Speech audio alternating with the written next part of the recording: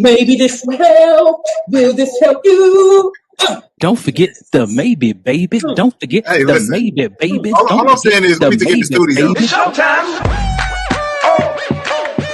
Welcome to another episode of Maybe This Will Help.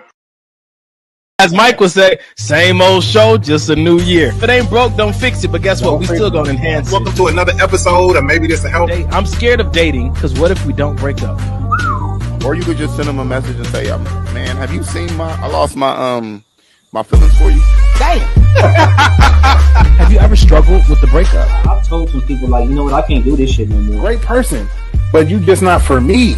Someone said, real growth starts when you're tired of your own shit. What we've been talking about, man, just being able to look in the mirror first. The only toxic relationship I ever had is the one I had with myself. Everyone else was just a reflection of that. Come on, Jesus. Golly, what more do you need to say? You attract more opportunities once you are calm, because no one wants to deal with people who lack emotional control. Ladies and gentlemen, this has been Maybe This Will Help. I thought we was mature in 2022. That's my bad.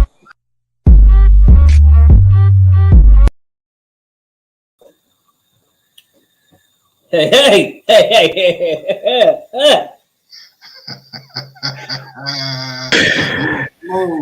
Y'all brothers too fancy for me, man. I don't even know if I should come on here tonight. Y'all some fancy Negroes tonight. That's your man. That's your man came through with the It's your man's. Hey.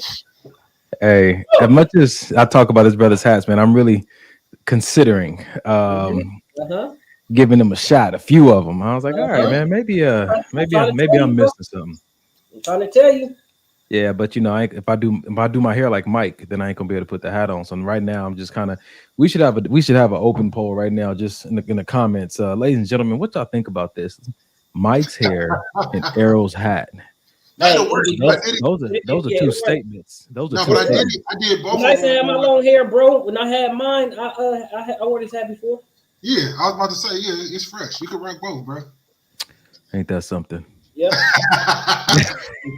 That's all I got for you. Ain't that something? Gentlemen, man, happy Sunday, man. I feel like I missed y'all for Thanksgiving. Happy Thanksgiving. Man, yeah, we weren't here last Sunday, right? No. It was last Sunday, man.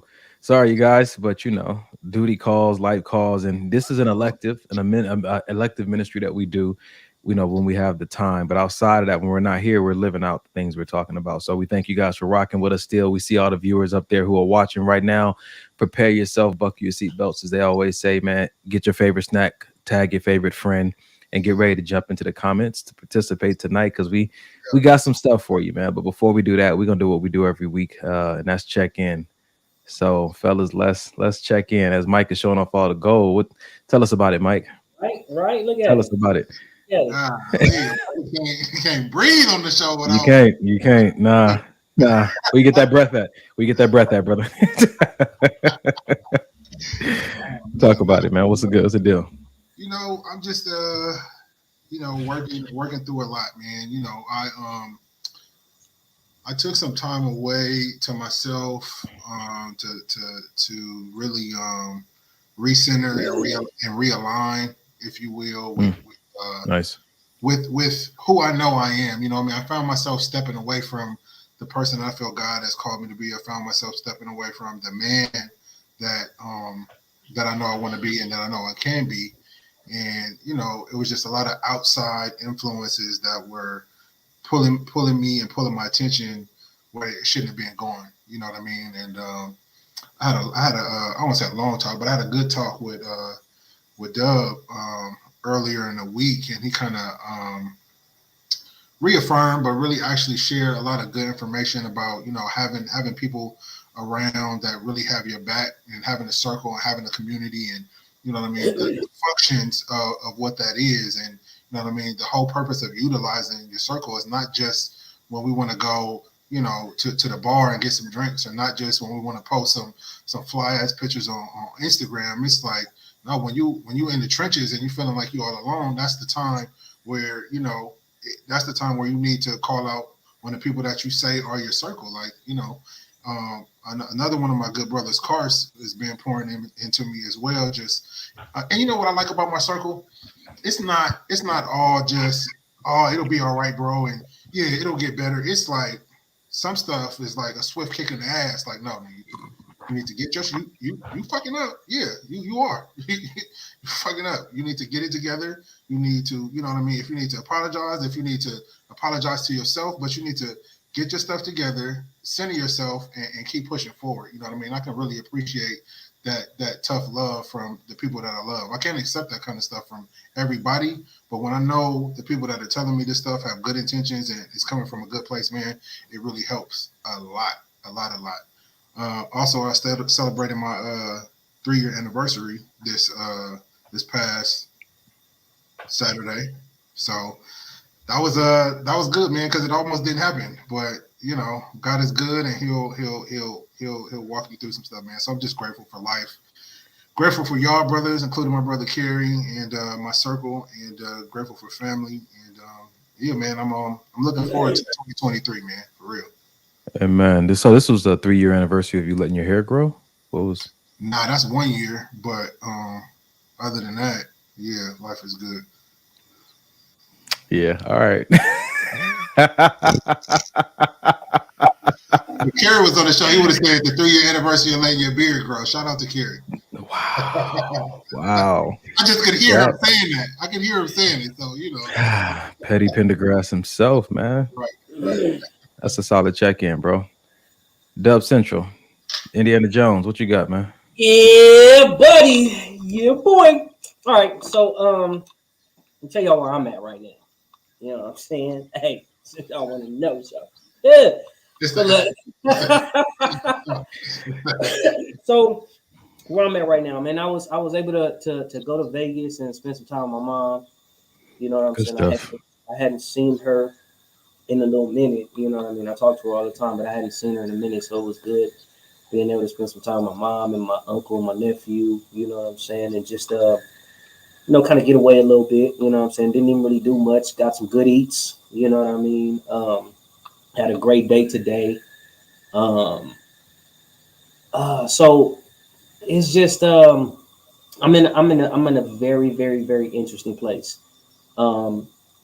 Spending time with my mom, and just seeing family, just being around family, you know what I'm saying?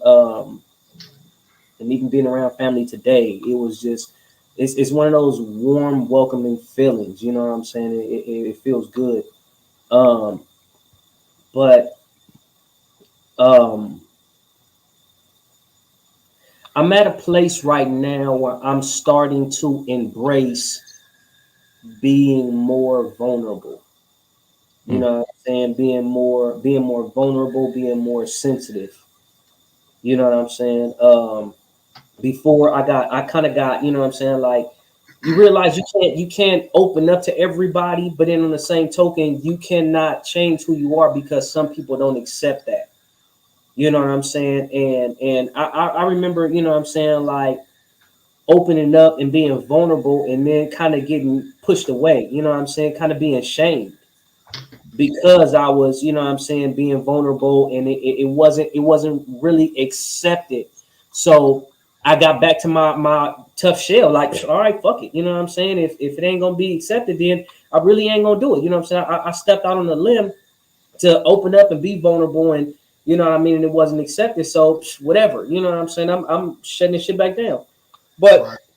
I'm understanding now that it don't even matter. It don't even matter about who don't accept it. You know what I'm saying? Like, different parts of life, different chambers of life, you have to go through things, you have to experience things. And part of me being open and trying to be a little bit more sensitive about things is allowing me to have a better life because I'm able to just let go a lot more. You know what I'm saying? I'm able to just say, hey, you know what, whatever. This is not my fight. This is not my, you know what I'm saying? Like, I don't have to just sit up here and just be so rigid all the time. You know what I mean? And it's okay for me to be loving, and it's okay for me to be, you know what I'm saying, a certain way, not just to the people who I'm always loving and caring to, you know what I'm saying? But it's okay to open up to other people, you know what I'm saying? Because God places people in your life for a reason. And I'm starting to see that even more and more, you know what I'm saying? Like, just like, you know, before, like I've said before, you know, God told me a while ago, he just said, you know, accept the love from where it comes from, not from you expect it to come from. and I can't get it from where it's coming from if I'm being rigid, because I'm only allowing it to come from where I'm expecting to come from. Yeah. You know what I mean? So that means that strangers, or that means that other people who I necessarily wouldn't open up to so fast, I have to allow myself to be able to, you know what I'm saying, embrace that. Because I've always been like, no, I ain't fucking with you. If I don't feel it, I don't feel it. Or if I'm not like this or whatever, or if I'm not looking at you in a certain light, I'm not going to open up to you. And he's allowing me to just say like, nah, you don't get to determine, you know what I'm saying, who I want you to open up to, you know? And in addition to that, it's like, telling me, look, you blocking certain things that I really want you to get.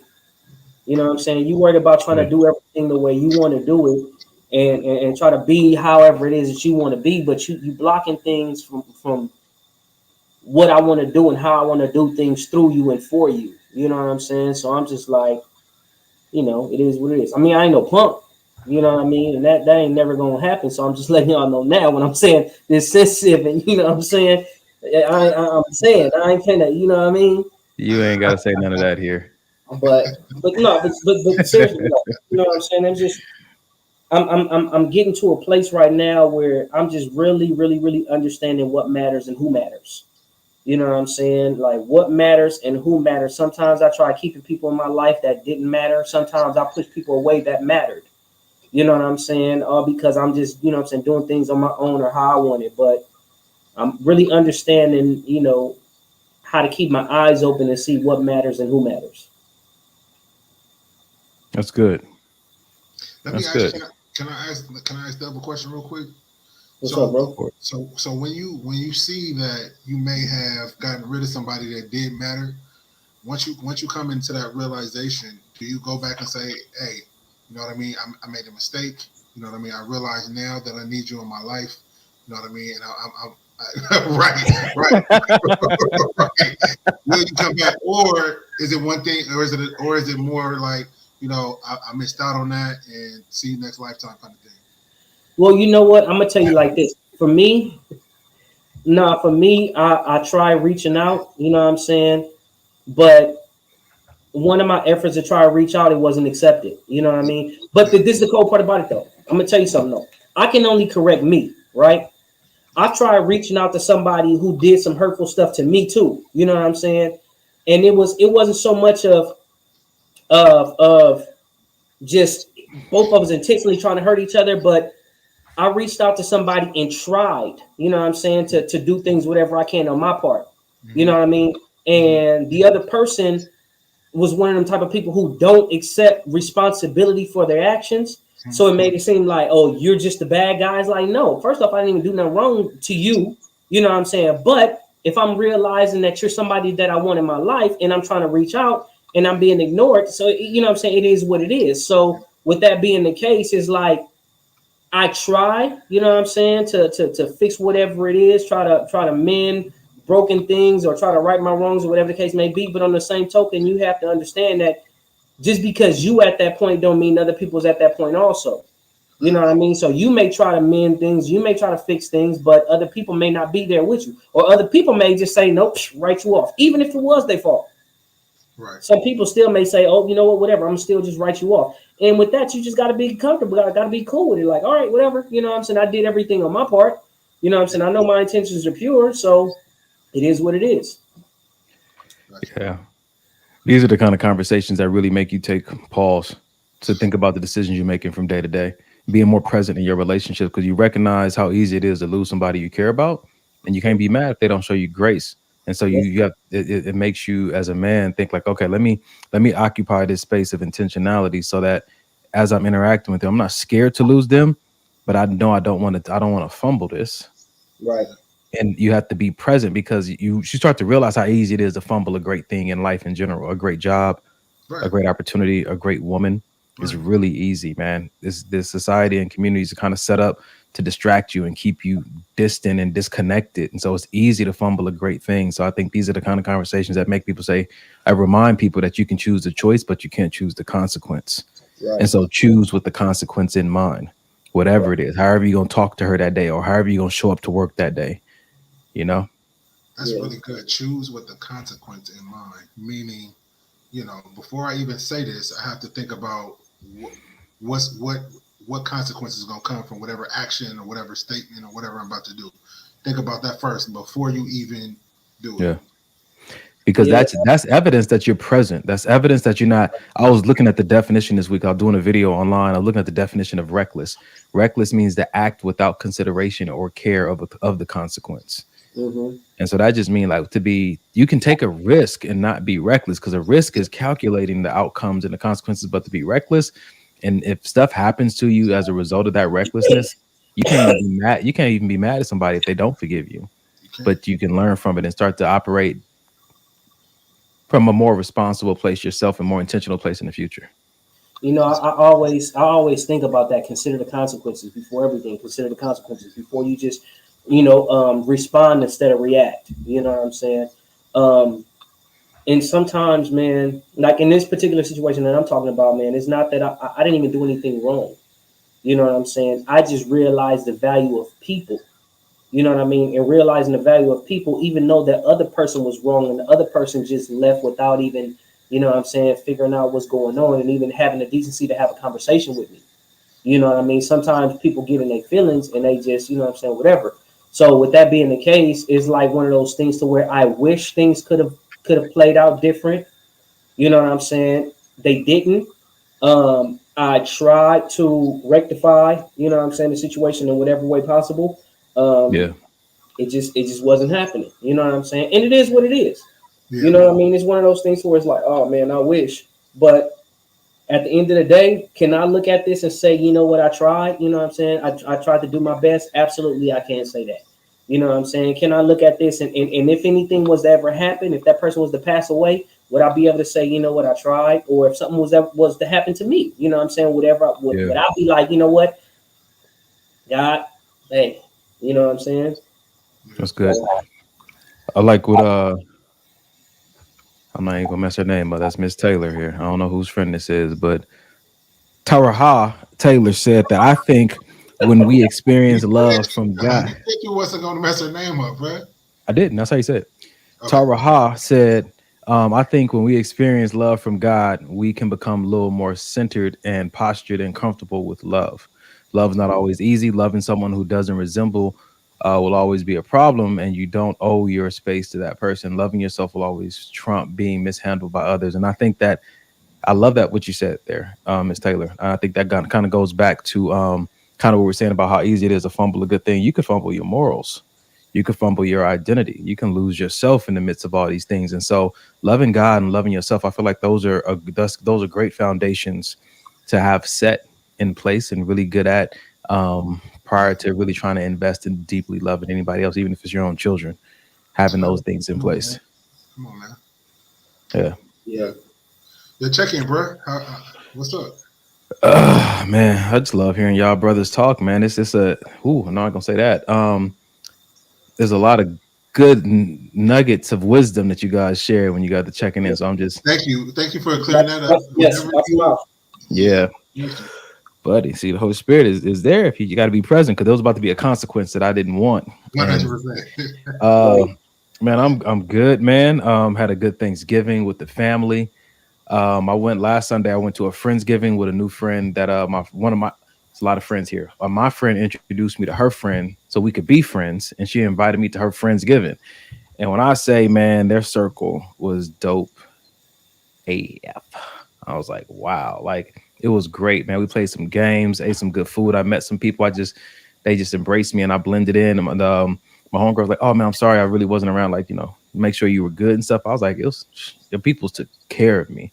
And I like being in that community, that kind of love, because it makes me want to go love on other people like that. So that was really good from last week. Work has been good. It's been a lot going on. Man, just I haven't been able to share this news because we kind of been waiting on some legal things. But my cousin did pass away due to a violent crime a few weeks ago, and we haven't been able to talk about it. But now that things are in a place they are, we're actually getting ready to do his homegoing life celebration services this Wednesday. So when I say it was hard as hell, when this all went down, had a great therapy session, kind of got me in a good place, you know. So we've been in this waiting period, but now that things are moving again, got to look at old pictures and, you know, get the obituary set up and all that kind of stuff, man. A lot of different emotions coming up, but, you know, fortunately, you know, like you guys said before we got on the show, you know, what's the use of having soldiers if you don't use them? Fortunately, these two brothers gave me, man, some tools to put in my tool belt for this coming week. So I appreciate Errol. I appreciate Mike. Because I didn't know what I needed or what to ask for, but y'all didn't let that stop you. Y'all said, look, it's almost like you go to somebody's house and like, man, you hungry? Like, I'm hungry, but I don't know what I want. And y'all brothers went in the fridge and just listed off everything y'all had. And I appreciate that. I appreciate that, man, because I don't know if I'll use it or not, but just the heart that it came from lets me know that I'm loved here, bro. And I appreciate that deeply. Yeah, so that's my check-in, man. I'm in a good place. My heart is heavy and it hurts, but I'm in a good place, and I'm happy to be on this podcast tonight, though, you know, being able to pour out, because the last time I talked to my cousin, he FaceTimed me through Facebook and was talking about how he's watching the podcast. He was watching the episode of us doing the one about the songs, and he sent me a song that we should talk about. But he said, I just love seeing you doing your thing and the way you share and the way you know, you're just doing this for the generation. I mean, dude was extremely prolific, you know what I'm saying, and how he spoke and his wisdom and whatnot. But he just gave me so much praise. Like, cousin, you know I love you, man. Cousin, I just love you, cousin. You know that. Like, me and him grew up in the crib together, shared the bottle, shared, you know, pacifiers, man. You know, our mothers raised us together, you know, 7 months apart. So we've always had that bond. So man, it just feels good to know that I got brothers like y'all, you know what I'm saying, on my side, and other friends on my side to kind of like help me through this season. And I ain't gotta, you know, do that toxic man up thing. You know what I'm saying to you? I'm in a solid place as I sit in these emotions and get ready to share, man. Get ready to share what's authentically coming up. Because like Mike said before the show, you never know who else is going through something similar. So, you know, it takes a lot of courage every week for us to get up on here and share vulnerably and transparently. But we know that it's reaching somebody who doesn't necessarily have that courage yet. And so we're grateful to be able to minister in this vein. So it's my check-in, fellas. Yeah. All right. Yeah. So y'all brothers y'all ready to start the show? Let's go. Let's do it.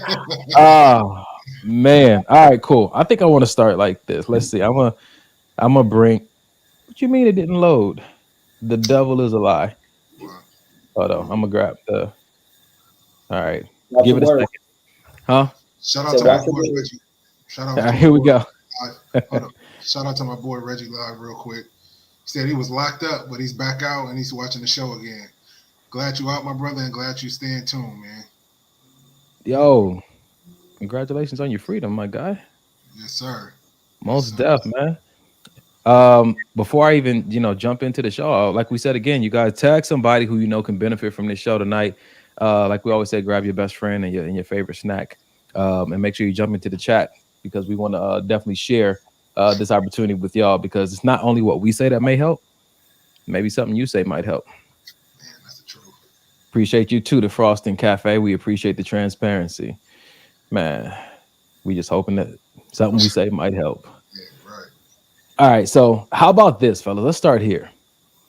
My mom said, my mama told me to tell you, stick with the guy that loves you, not the guy you love, because the guy that loves you will go to the end of the earth for you, but the guy you love will only love you on his terms.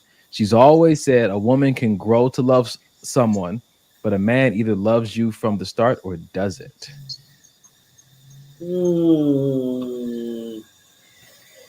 So the dynamic here is stick with the guy that loves you, not the guy you love.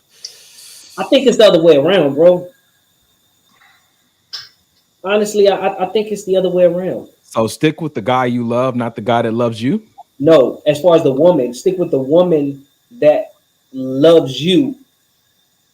Not with the woman you love. That's right. What the post said. That's what it said. Right.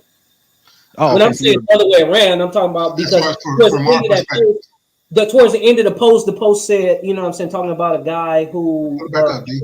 Put the post back up. Where it says she's always said a woman can grow to love someone, but a man either loves you from the start or doesn't. That's the part that I don't agree with. That's the part I think is opposite. You don't think men can grow to love someone? I'm not saying they can't, but you know what I'm saying? I think men can grow to love somebody. That post was basically saying either a man, he's gonna love you, or if he's not going to. Yeah. Interesting. Where you at, Mike? For me, I think a woman or a man can have both.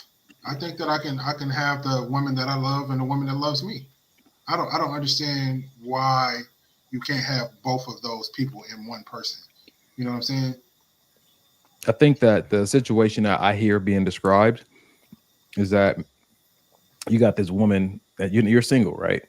And you got this woman that's hella interested in you, is willing to do everything for you, like, you know, wash your clothes and cook for you and calls you and check on you, into you, right?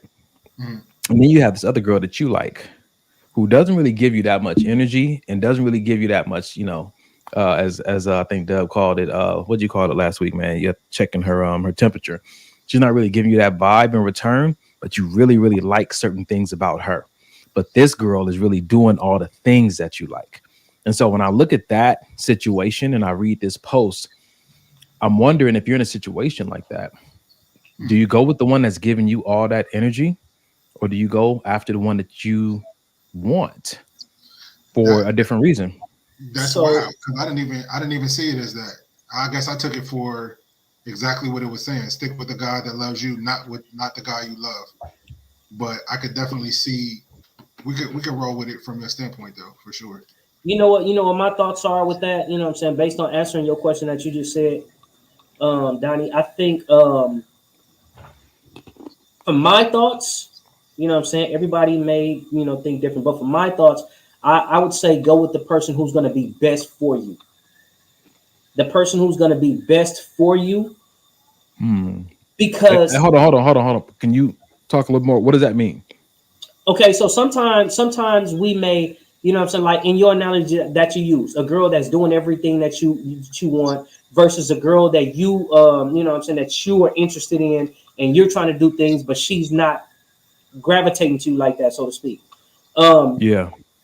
So I think it's sometimes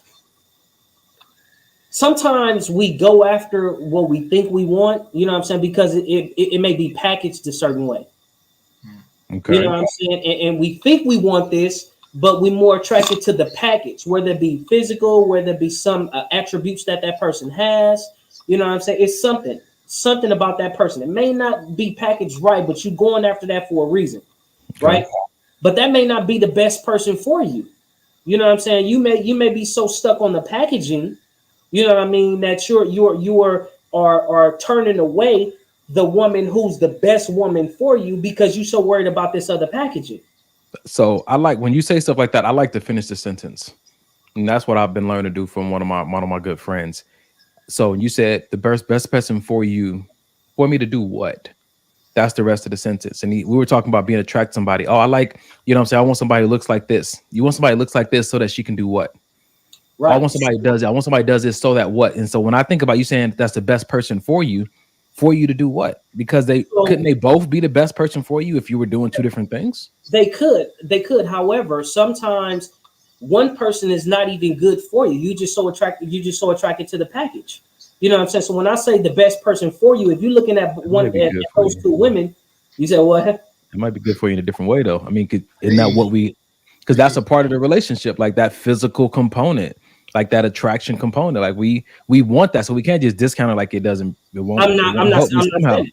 No, I'm not saying it. I'm not saying that doesn't matter, right?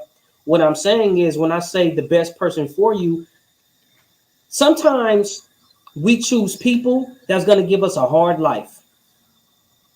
And sometimes it's based on, you know what I'm saying, your thoughts from this person can be like, oh, they have the potential to do a certain thing, or they look a certain way, or this may be a certain way. You know what I'm saying? So we hold on to the potential of what could be, knowing in the long run, that person ain't showed you, you know what I'm saying, that they were even willing to do whatever the potential that you think this person has.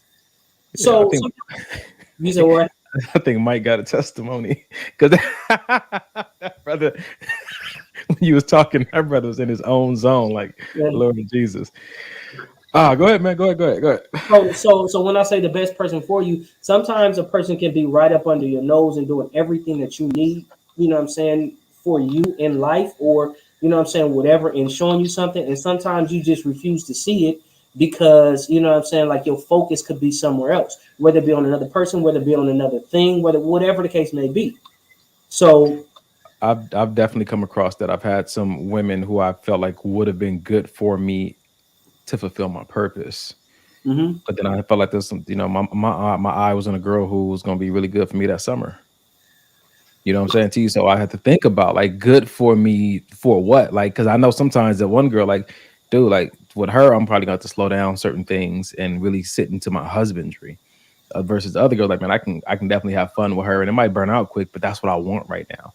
And so oftentimes when we find ourselves in this situation, because you know, if the post said, my mom said, if you got to go talk to your mama about it, you already know you at this crossroads. Like you're like, man, I can't make up my mind, Mom. Like this one really loves me, but I love this one. You know what I'm saying to you? A mom got to get involved, or a parent or a guardian has to get involved. That means that it's a close call. And so how do you fellas really approach those close calls?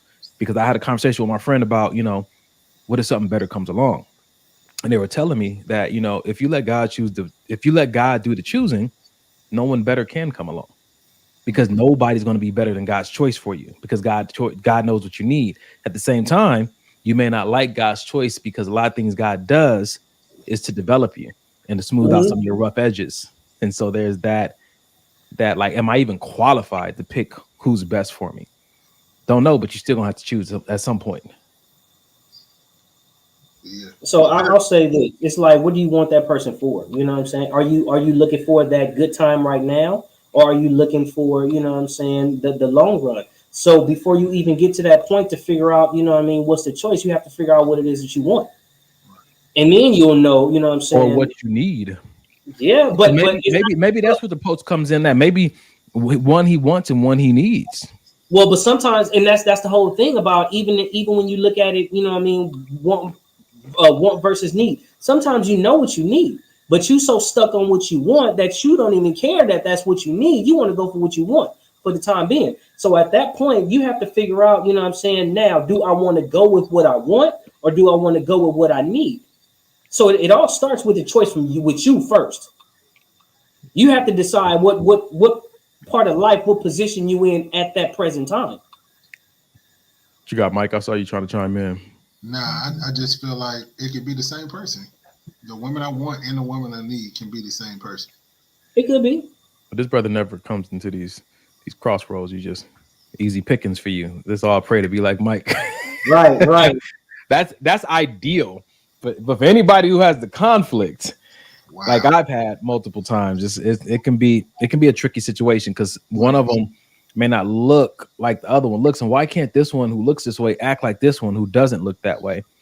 And you have to address your ego at some point and be like, listen, at the end of the day, what qualities won't vanish?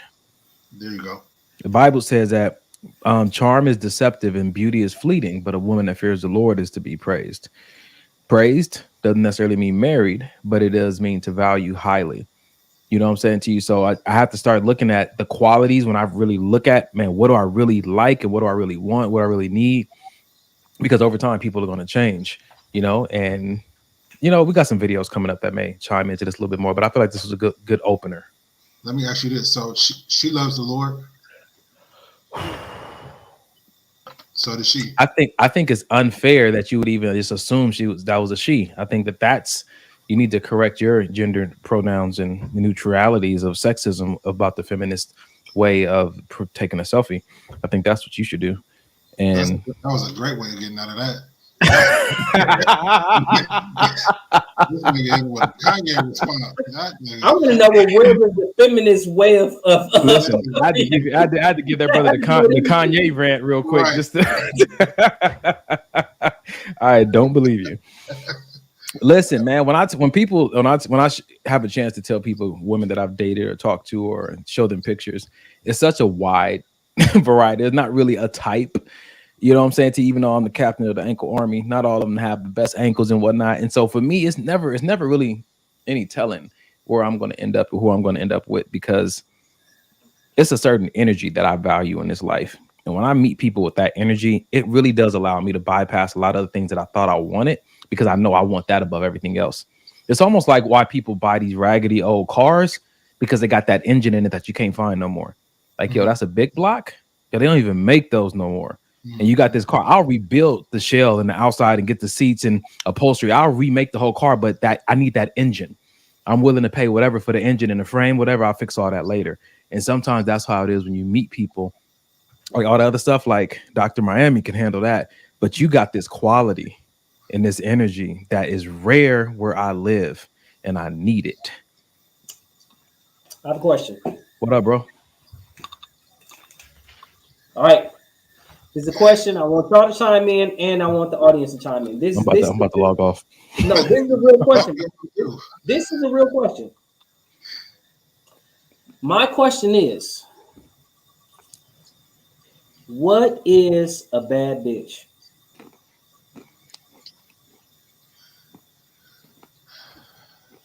See, Why had no one ever asked that question before? It's good. Well, I think people don't ask it because I feel like it's a relative question, because your definition of that and my definition of that and everybody else's definition of that may be different. Some people say a girl that got an MBA and got her own house and got her own car and got her own this. To them, that may be that. But to somebody else, it may be only based on looks, or a girl with nice ankles, or, you know what I mean? It could be, it's all relative. I want to dive into this. So what are some similarities that we see across the board when people say, yo, that's a bad one right there? Can we agree on nice body? That's where I was going first. Usually someone with a trending body. Trending, yeah. whose body type is trending, because Cosmo says you're fat, but I ain't down with that. Give me a sister. I can't resist her. Red beans and rice didn't miss her. Just want to add that in there real quick. Because skinny was in for a while, and then all of a sudden everybody wanted to be thick, which was disgusting back in the day for certain people. So let's start with that. Let's say mutual people say, a bad one is one that got a banging hourglass figure. What else?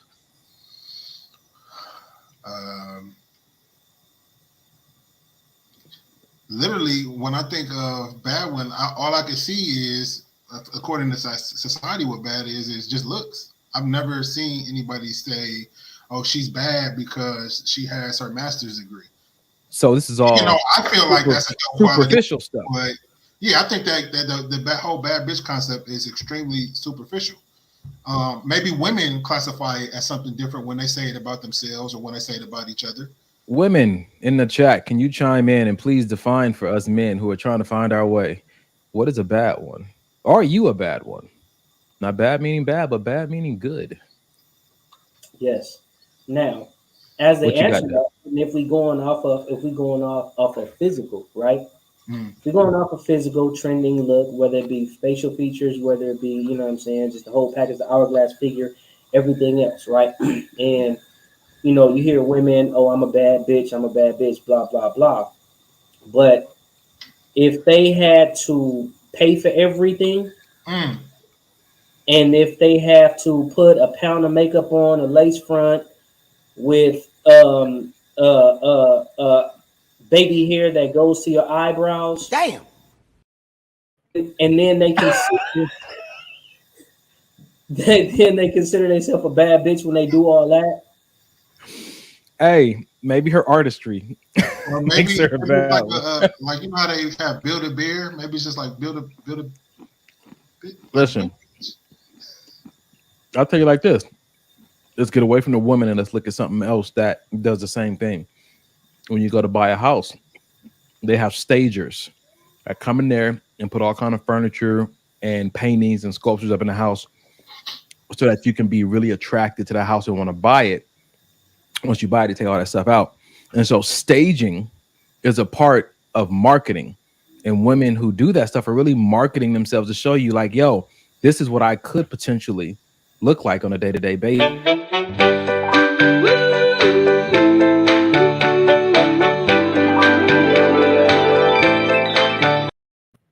Is that a bad one? You know what? Don't ask Dub. So listen, I like that little thing that she have on. I can't even see her face. I can't even. Belt? Huh? The bat belt. The bat belt. Yeah. So is she a bad one or no? I can't say. I don't know. I don't know her. I don't know anything. I can't. Only thing I can see is the little bat belt that she just jumps and it gives that jiggle. You know, you can't define that as a bad one unless you see her face. Not even so much. I mean, it's like how much baby hair she got. No, I don't. Yeah. nigga. Girls stay rooted. I don't plant my seeds down rooted. Brown skin popping out rooted. Perfect. All right. Have the ladies responded? Yes, they have. Jess and Maya moving. Just me moving. I like that. Just me moving. Just SMA. Listen, seriously, I agree that bad bitch is superficial and most mature women don't classify themselves as such. Tavaria says, I don't use it as an adjective for myself, but I am from a diverse circle. And if I were to hear it in my circle, it's because they're making money involved, looking good and probably educated. It will never be associated primarily with just the figure alone. And PR says bad bitch for men usually equal IG model. For women, could entrepreneurial spirit, well put together, has her shit together, uplifting others. Nice. All right. That's how I figured. It may be a little bit different for men than it is. Well, I don't know though. Wait, because Mick Jellin, the devil cries every morning I wake up. Is that bad? Come on, Mick Jellin. You a bad one, Mick Jellin. Right. So I don't think like I don't necessarily agree where it says, you know what I'm saying, for women, because I know women who get themselves dressed up and just based on how they look or how they feel like they look, they say, oh, I'm a bad bitch, look at me. Or why wouldn't these dudes want me? I'm a bad bitch. You know what I'm saying? And they don't have anything else going for themselves other than them getting dolled up like that. They calling those things that are not as though they were. There's an affirmation and they're working towards it. I don't care.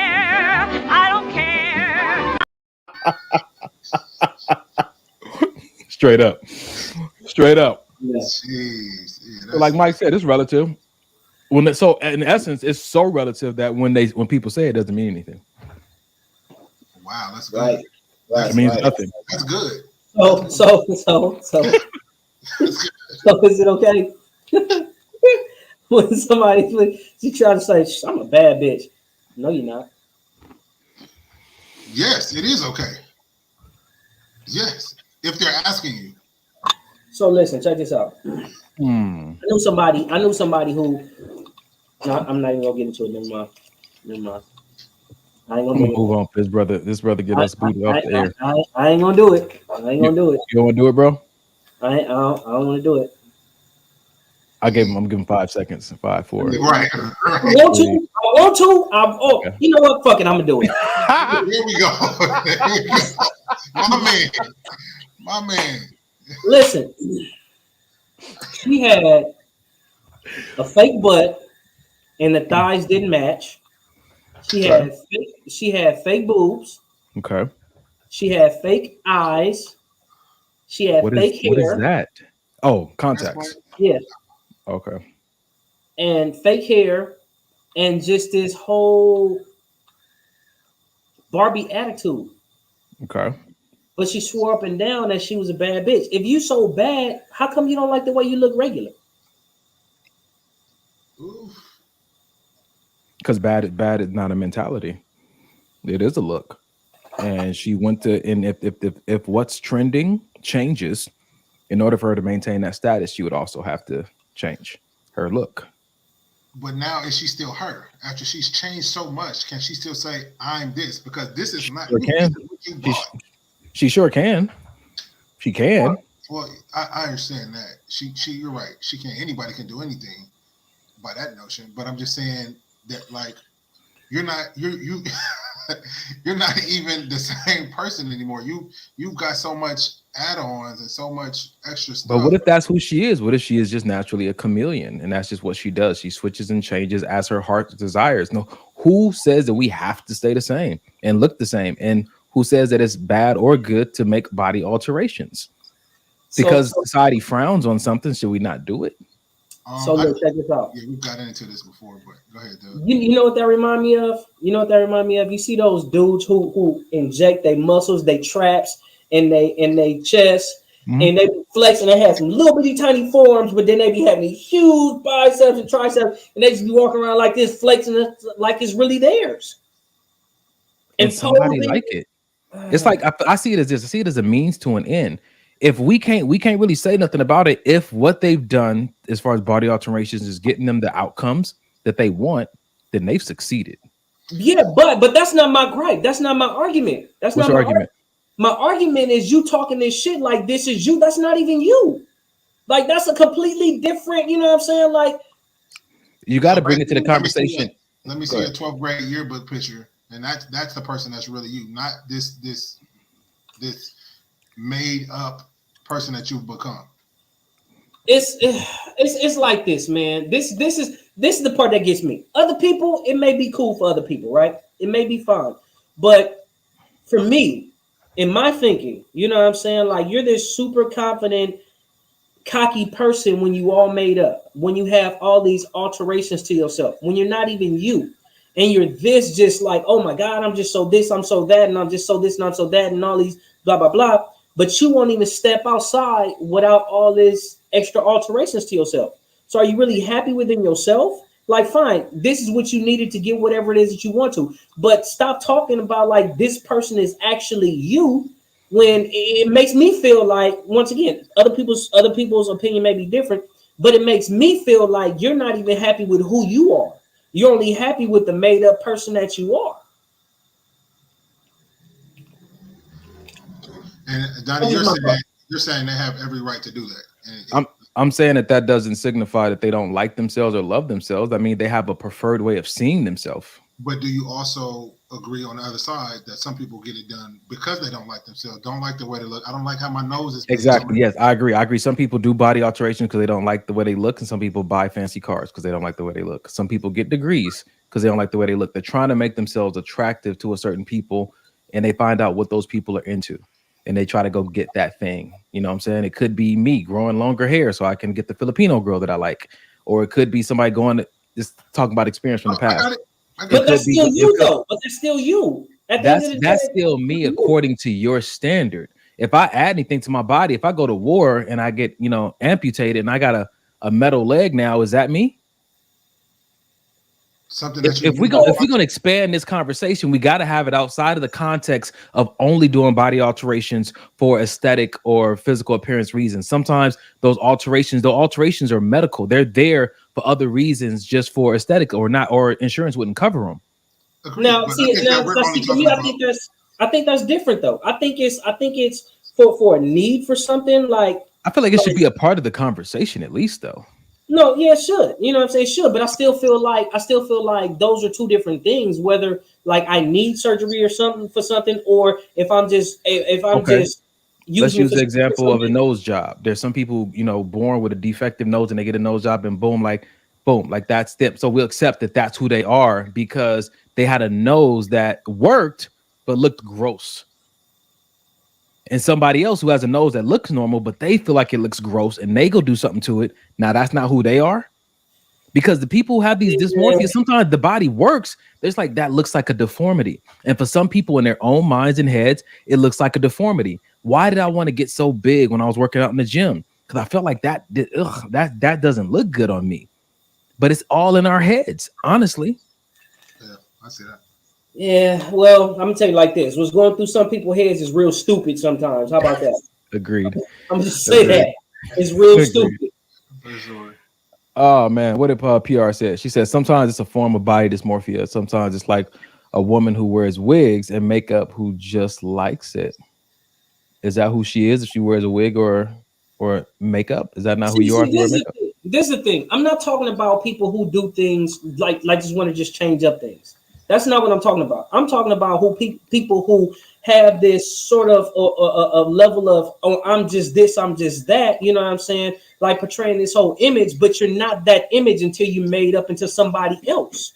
Like when you're yourself, you're not considered that bad bitch or this You know what I'm saying? You don't even want to be, you don't even have the same level of confidence. Wow. You know what I'm saying? You dare to not even let people see you without makeup. Okay. You know what I'm saying? It's like, and then when you have that makeup, you're a completely different person. So it's a costume. It's a costume. Okay. No, I can understand that. I can understand that because it's like different between Superman and Clark Kent.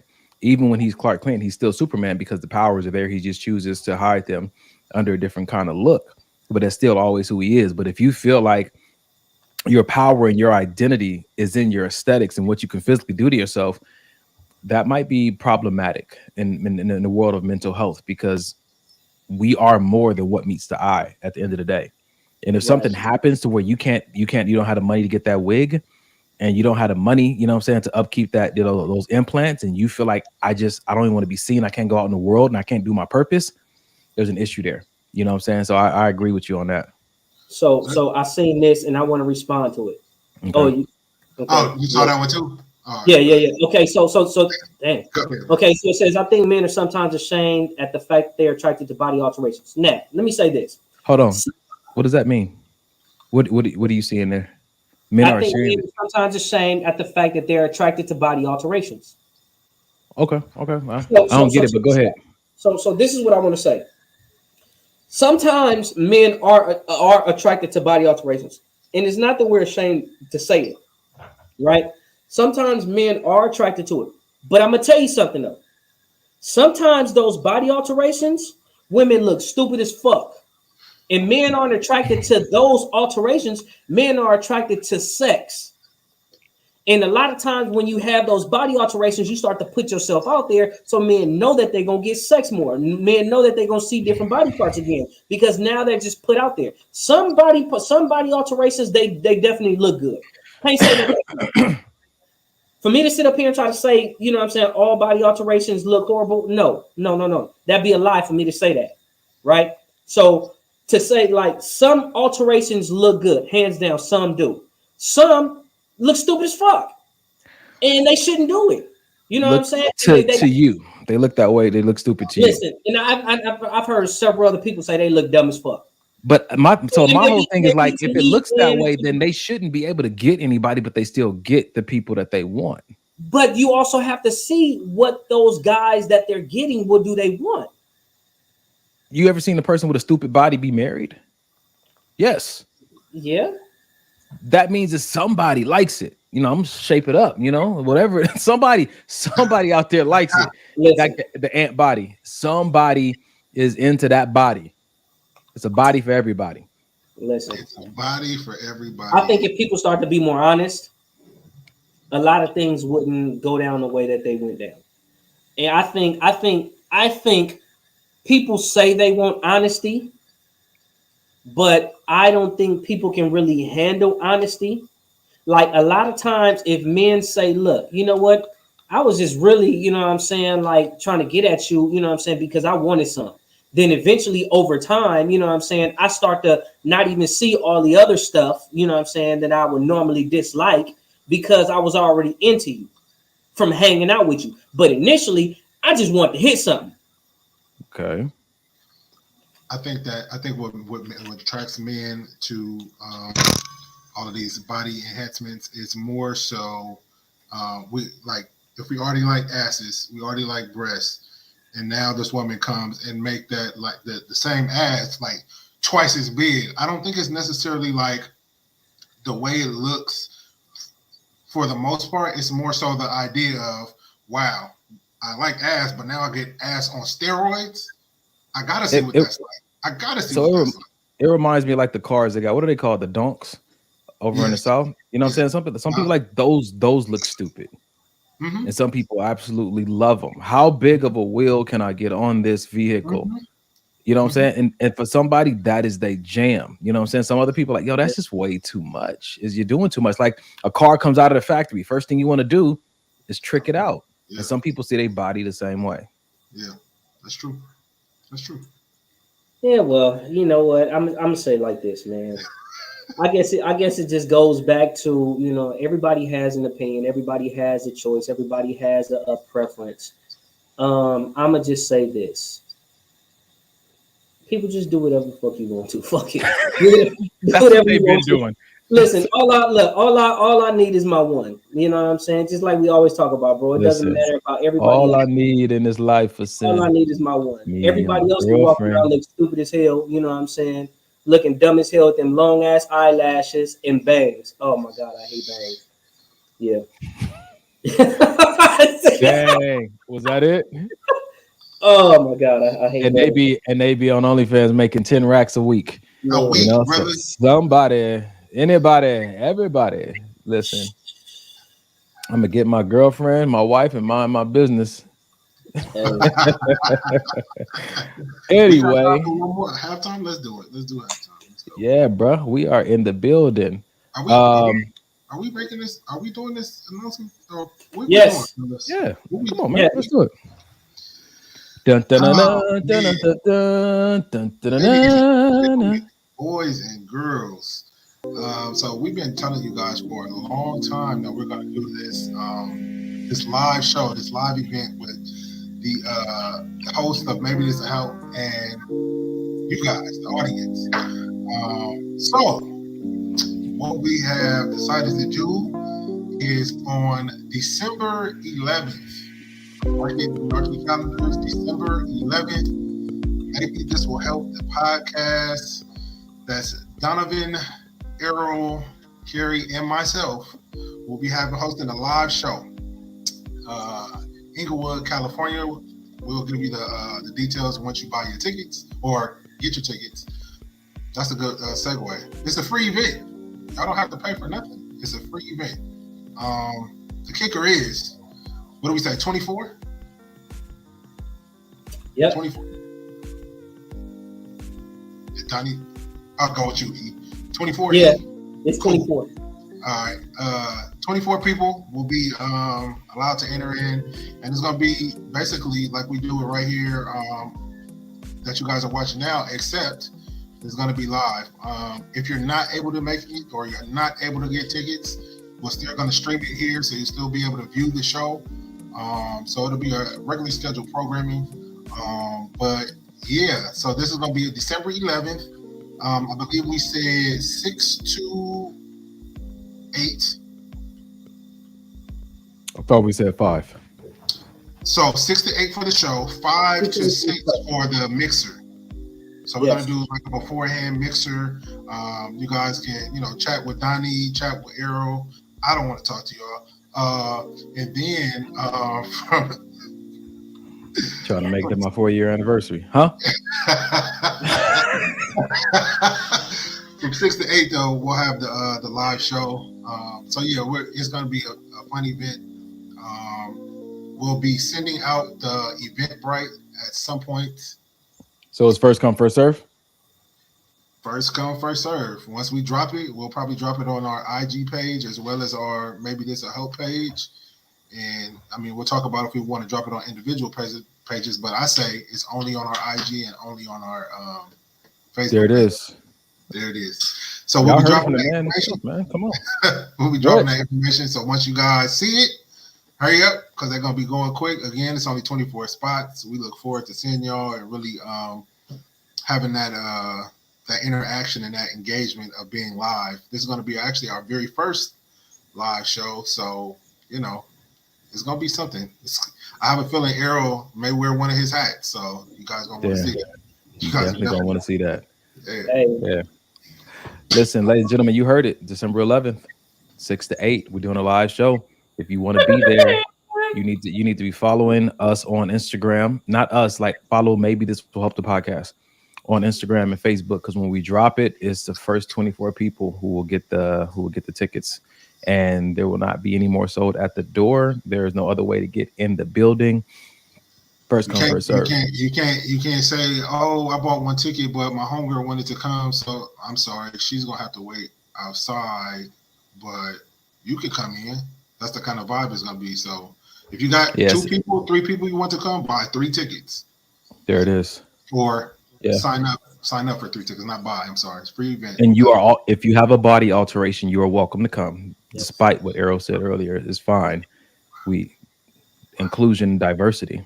Well, it's double door. It's double doors. Antibodies are welcome. You can keep both doors open if the butt alteration is too large. We got double doors. Listen, ain't no Slide such thing. Through. Ain't no such thing. My guy. But they should buy 2 seats. This is really not us, y'all. This is not. It is. Never mind. It is. 100%. This is what you're gonna get. So. Oh man, you change your mind about coming. I get it. If you change your mind about coming, it's too late. It's too late, bro. We gonna be in the building, and we hope to see you there. Is there a drink code? You know what time it is? It's time to do these donations. Hey, tell Earl to come back. Why Earl leave? Right. Why are you ashamed of us, bro?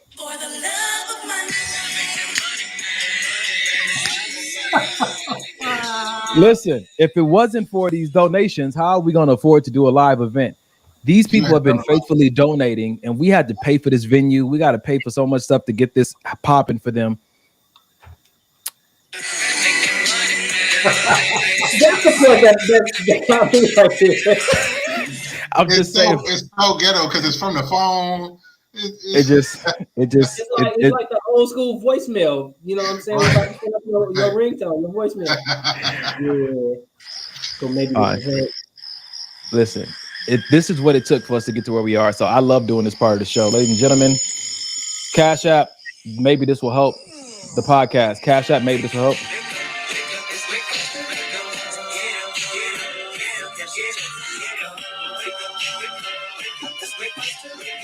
No?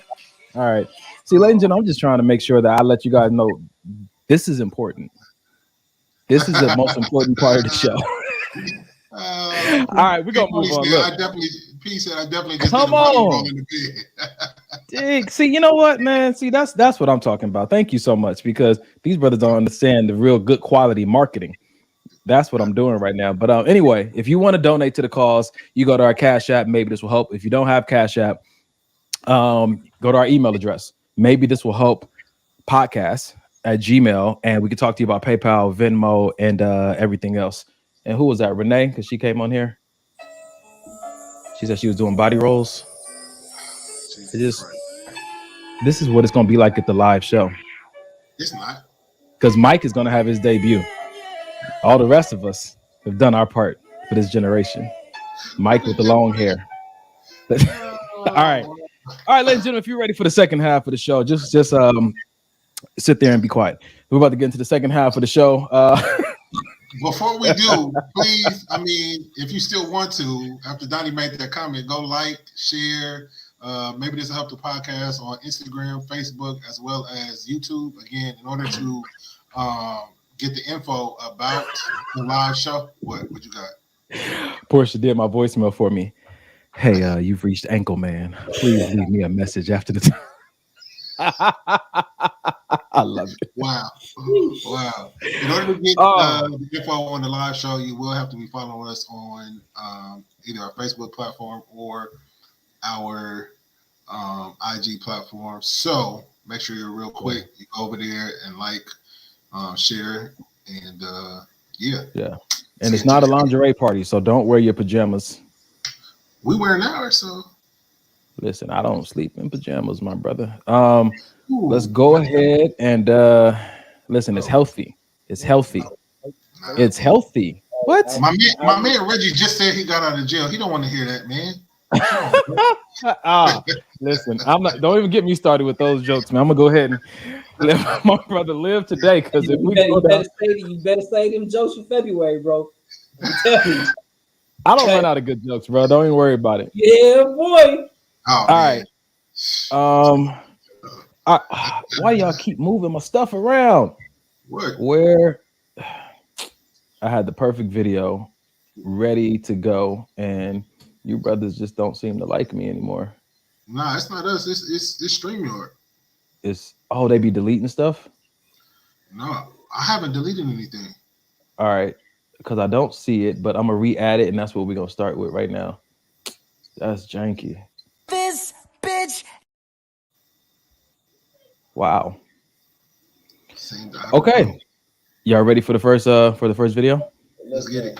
Make sure you guys tag somebody to check out the second half of the show. We're starting in 3, 2, 1. Here we go. When you have a guy friend and he's a great guy, ladies, and you won't date him, do you know what that's like for the guy?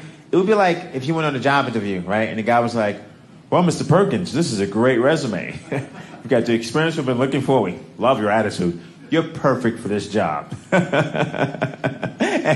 And we're not going to hire you. No, we'll probably hire someone who's far less qualified and has a drinking problem. But this is a great resume. Wow. In fact, this is the resume we're going to use to judge all the other candidates. Now, we're not going to hire you ever, but is it okay if we call you every now and then to complain about the guy we do hire? Can we do that?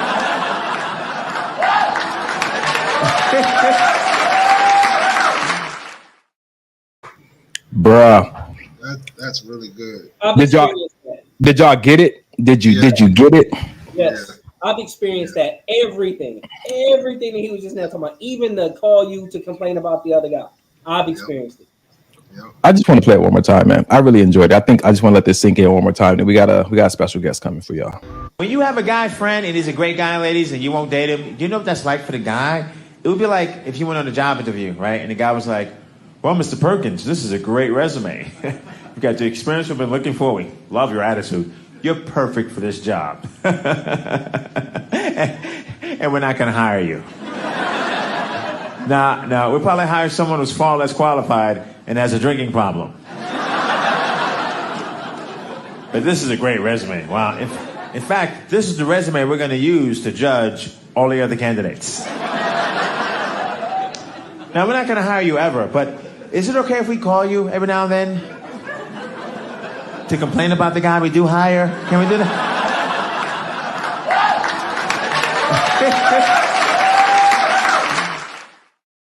So, Dub, I got a question, man. If you've been in that situation multiple times, why do you think? Why do women do that? Well, my only explanation is they stupid. I knew it. Wow. No, well, wow. I'll tell you what I think, honestly. Sometimes, like, I've had a conversation with someone. And I actually liked your first answer, but go ahead. Yeah, and the response was she didn't think she deserved the good man. Wow. Cool. Even with the good qualities that she had, she didn't think she deserved the good man. She felt like she was just so used to the bad guys, and that's all she deserved. Well, that's good then. That's very good that she didn't try to go to that level with you, because the whole you were required to do in that space. Yeah. She saved you. Thank her. I think I've been on both sides of that coin as well. I've been on the, oh, you're such a good guy, you're such a good this and that, but we're just gonna remain friends while I go and search for exactly who I said that you were. You know what I mean? But I think when I was on the other end of that, I think it was kind of like Dove said, like, yeah, you're great and you're this and you're that, but I'm not ready for that. You know, I still got 1 foot in, 1 foot out. So I'm not gonna wipe you up or we do. Appreciate the honesty, Vicky. Yeah, yes, right? Yes. But I think that, you know, for me it was, I'm not ready to receive all of this greatness you have to offer. So I'm gonna start with baby steps and look for somebody else, and then maybe work my way up to when I can actually ask you out. Good What's evening, up, brother? Good evening. Good evening. You ever think about sometimes the reason that people don't go the route with you is because they know they got to work for you because of the requirements that come with the kind of man that you are? We are sought after because of the benefits of what you bring to the table. People know that bringing this kind of, this stature of man requires this. It seems as though it requires this nature of work. And that everybody's not always into putting that in, you know what I'm saying, putting that work in. So we can equate that back to the joke that he was talking about, like a job interview. some companies will see the perfect candidate and not hire them because they know they can't afford them. Overqualified. Mm-hmm. They know they don't. It's not in their budget. They can't afford this person, and they know that if they hire this person and this person does accept this job at this low pay, that they're always going to be looking for higher pay Because their pay isn't trending. because they want to be fairly compensated for who they know that they are. Yes, it isn't trending. So this is interesting. Then this is. I wasn't expecting these perspectives from this video, but this is really good. That was a good little nugget you had there. What's your take? So here's my take on it. I know that and this is like even a recent situation. I know that I've come across a young lady who thought that I was great and a lot of good qualities. My take on it is that I think that in all that greatness that they're, all these affirmations and stuff and all this praise they're giving, there's still some things they're probably not saying that they real reason why they won't hire you. Yeah. Mm-hmm. And I think that in one situation, I think that sometimes your past, say your resume could be great, but you do have some things in your past that they don't necessarily want to talk about, but they'll just say, no, we're just not going to hire you. I think it's a lack of just real, like, straightforward honesty. Yeah, you're a great man, and sometimes people just use all that to butter you up for the letdown, but never really let you know why they letting you down. Do we ever take that answer for face value? Meaning, if the answer was, I just wasn't ready for you, do we ever just sit back and say, hey, maybe you were right, maybe you're not? I do that often. And then after we get those answers, because it did say it was a friendship, do we stay in that friendship, or because they don't want to date us, are we automatically out? So for me, man, friendship is purpose. So if I've been called to be somebody's friend, that means I've been called there to fulfill purpose. Now, if we don't get to go into that romantic space that I want to go into, doesn't mean that I don't have purpose there. So if I evacuate that friendship just because I didn't get the position I wanted, I have to give an account to God for that choice. Ooh, that's good, sir. I agree with that. Oh, go ahead, bro. No, I was just going to say, and in that same aspect, you can also miss out something from yourself. You might be missing out something that you're supposed to be on the receiving end of in that friendship, not necessarily in that relationship. Yep. I definitely agree with that. You know what I mean? Sometimes it's like we always say, sometimes we have people in the wrong position. But what I will say is this. Sometimes you don't understand what God has for you. You know what I'm saying? Sometimes you be so focused on you wanting this, but God has something a hell of a lot better for you. And you don't even know it because you're so focused on one thing. You know what I'm saying? So I look back at situations like that, and I'm happy. I'm excited that didn't work. Amen. You know what I'm saying? I'm excited that didn't work. You know what I'm saying? I'm excited that person didn't want me. You know what I mean? So yeah. Sometimes you have to go back and you have to look at stuff and be like, oh, okay, that didn't work for a reason, and whether you know that reason at this time or whether you don't even know the reason yet, whether the reason hadn't even been revealed to you. Yeah. You know what I'm saying? But I like what Portia said. She said, I'm guilty, kind of. I was young and my priorities were screwed up. Sometimes it's good that we come across those situations when we do self-reflect or when our friends bring it to our attention, like, yo, that was a solid guy. What are you doing? Sometimes we need those moments to snap us out of whatever trance we're under because of whatever the culture might be pushing or the community is pushing that where we live at. Like, again, me and my friends just the other night were having another passionate conversation about women wanting tall men. Finish the sentence. I want him to be 6'2", so that what? Like, what do you need it for? It's like, well, it just looks better. I just like the way he looks next to me like that. And sometimes because of those priorities, you actually sometimes do end up missing what we would say is the best or God's choice or whatever you want to call it. You end up missing something of great value because there's a priority there that's really misplaced. There's nothing wrong with wanting that. But I think Pookie said it. DTF, where's your comment at? She said something good. You can have all the qualities that I desire, but still missing a requirement that I need from a partner. So if anybody doesn't know what it means to have your priorities misplaced, it means that you are putting right here, it says you have all the qualities I desire, but missing the requirements. That means you're putting your desires above your requirements. And I just want to point out that distinction between a desire and a need. A desire is something you want. A need is something that you have to have. in order to What function. if your need, and I'm just throwing a quick little devil's advocate out.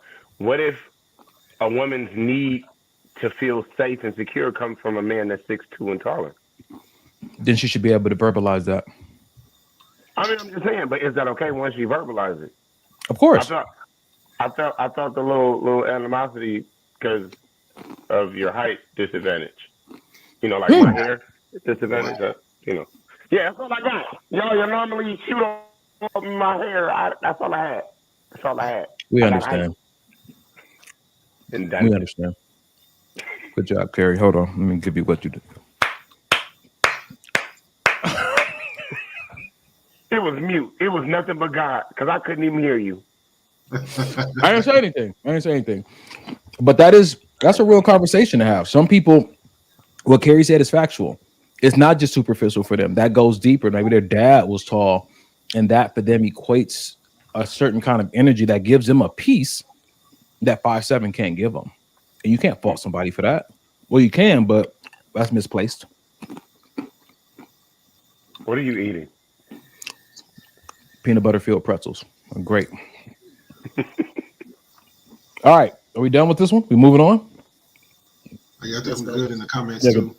It got real quiet. Okay, cool. So how about this? Dub, I'm looking for you on this one.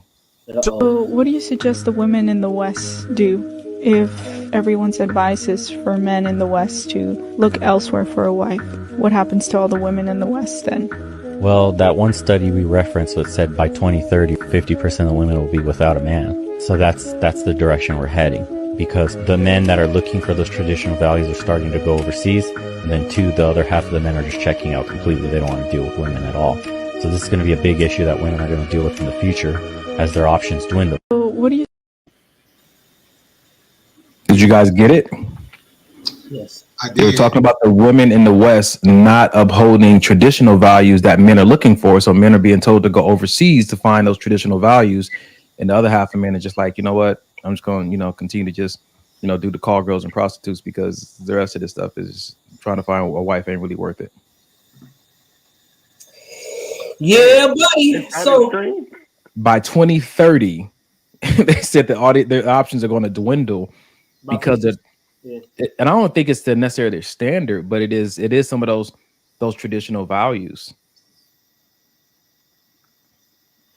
So y'all brothers got real quiet. I don't know what's happening. I'm not qualified to talk about. So check this out. Oh, go ahead, Mike. No, I'm just saying I don't feel like I'm qualified to even speak on that. They're doing studies that I ain't never heard of. None of us are. No, but I'm saying I don't know what's going on in the West because I'm essentially they're talking about overseas West, right? No, we're the West. We're the West. We're the West. So we're the West. We're the West. And we're talking about like men who, go and do the mail order brides from Russia or to go to the Philippines or to go into Asia where the women are, I guess the culture is more submissive and traditional. That's what Western men, American men, let's just say it that way, are looking for. And we're not finding it here.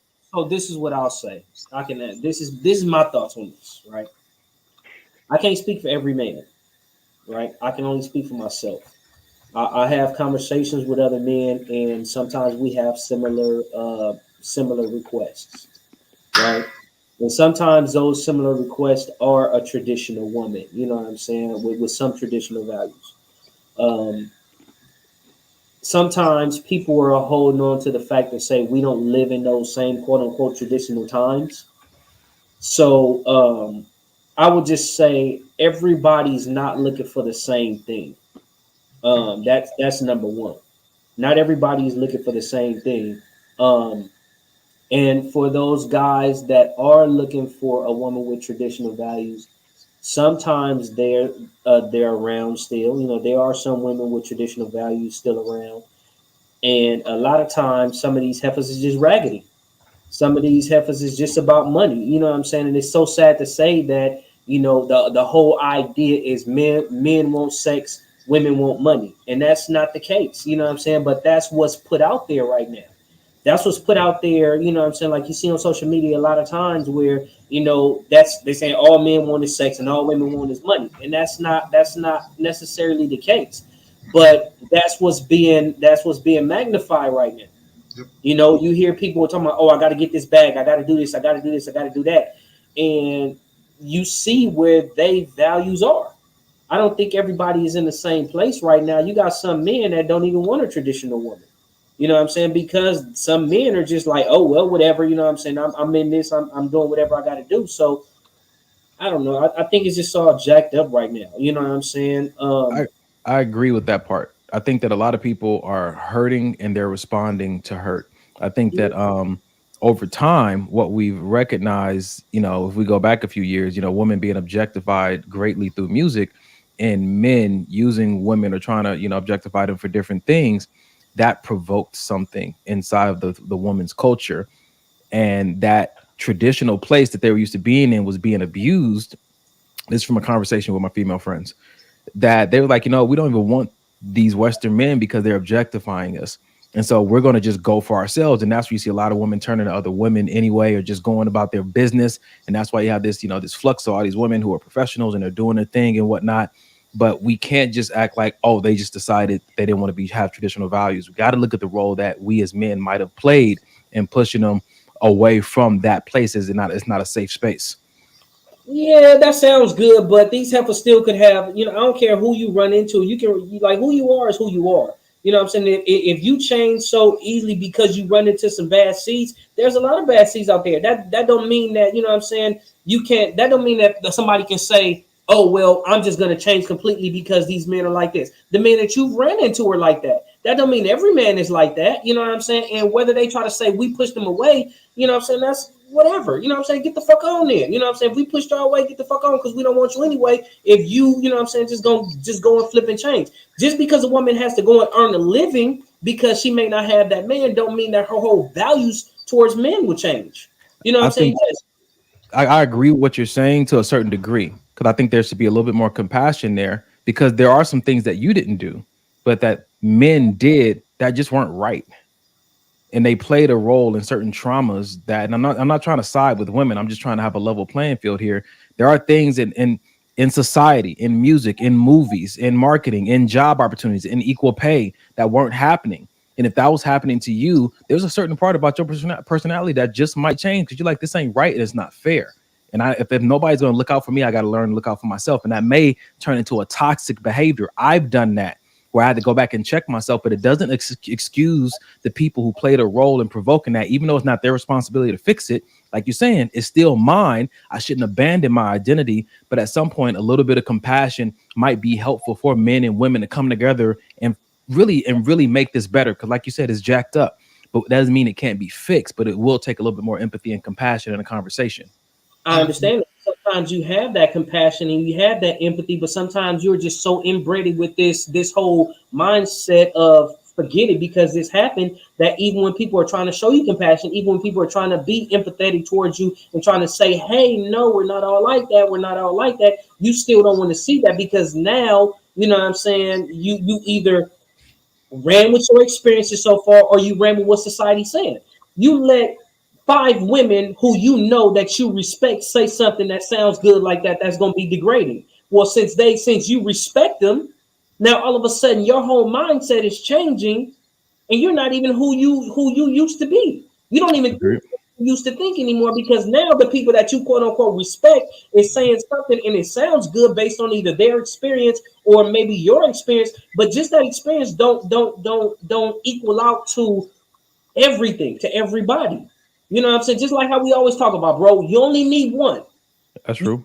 Need one. So I don't give a damn if I did a survey of 10,000 women and all of them was full of shit, and then I got to 10,001. I found that one good one. That's all I need, is just that one.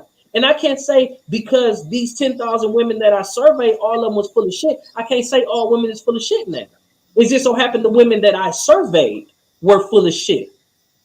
Okay. I think the cool thing about that is when we do find women that we feel this way and have made up their minds about all men, then we move on to the next one.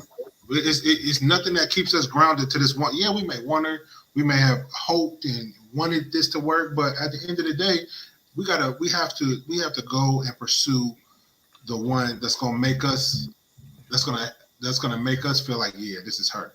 And that might not be this one. That might not be this one. That might, like you said, you may have to get to 10,001 for you to finally find that person. But the cool thing about that is, all while we're looking and all while we're trying to find this one, we're still doing our own self growth. You know what I mean? So when we finally do find her, we done went through so many and learned so much about ourselves that when we finally do find her, we own. We don't got to wait. We don't got to try to wonder. We don't got to try to work on ourselves. We don't got to try to do X, Y, Z, because this is the things, this is the work we've been putting in this whole time while I've been looking for that one. I think I like what you're saying, Mike. And just to add to it, I think that part of my perspective comes from the place of really trying to change the narrative as a man, because I am a man, and really trying to set a different norm. Because there are certain things that, you know, are said by men that I don't agree with. But if I don't say nothing, it seems like I'm condoning it. And so I'm not saying it to side with women, but I am saying it to maybe see where that behavior might have stemmed from, to abandon, like I said, abandon traditional values. Somebody else said that they're not abandoning them. That maybe they're just keeping them safe. They're just, somebody said, I'll find it and I'll put it up. But she said, go ahead, Mike. While you're looking for it, it's really just a catch-22. Like Dub said, women are being told one thing, men are being told one thing, and everybody's falling for the bullshit. I just think it's just like a vicious cycle, and it's honestly, it's no person that you can really blame for it. We don't know who the first man was that cheated, and we don't know who the first woman was that said, I only want you for your money. We don't know who started this whole back and forth thing, but what we do know is we can work on ourselves. I think it was Dr. Dre. Dr. Dre said, I started this gangster shit, and this is the thanks I get. I think that was. I think that we can just be more comfortable with creating our own narrative. People are so focused on going on these old statements that may have worked then. That was a different path. That was a different light. That was a different place. And so those things that you may desire may not work now for you or for who you desire. So create your own narrative instead of being so stuck on what everything else has been or it should be. It can be or should be whatever you decide to make it with you and your partner. Like Dub said, you got one person. You made the choice to pick this person, create your own narrative. Okay. Hayes said if everybody would just go to therapy and heal, it would close the gap. You know what, man? I'm gonna get back to what I said earlier, man. And I believe people just really need to be honest. And a lot of times, if people will just be honest with themselves and honest with the situation and honest where, oh, well, damn, this is where I got my mindset from. Or well, this is where I start to curve my mindset because I was looking up to this person, or because of this, because of that, because this sounds good, because this sounds good. If people would just be real honest with themselves and honest with everybody else, a lot of stuff that we go through, it wouldn't be the way it is. Like people won't even be honest with themselves, and it's just like a whole facade that you have to put up. You know what I'm saying? All the while you want me to be perfect, but you still struggling. But you want to show me that this perfect facade, but you want me to be perfect, you know what I'm saying? And you struggling the whole way. Be honest with yourself.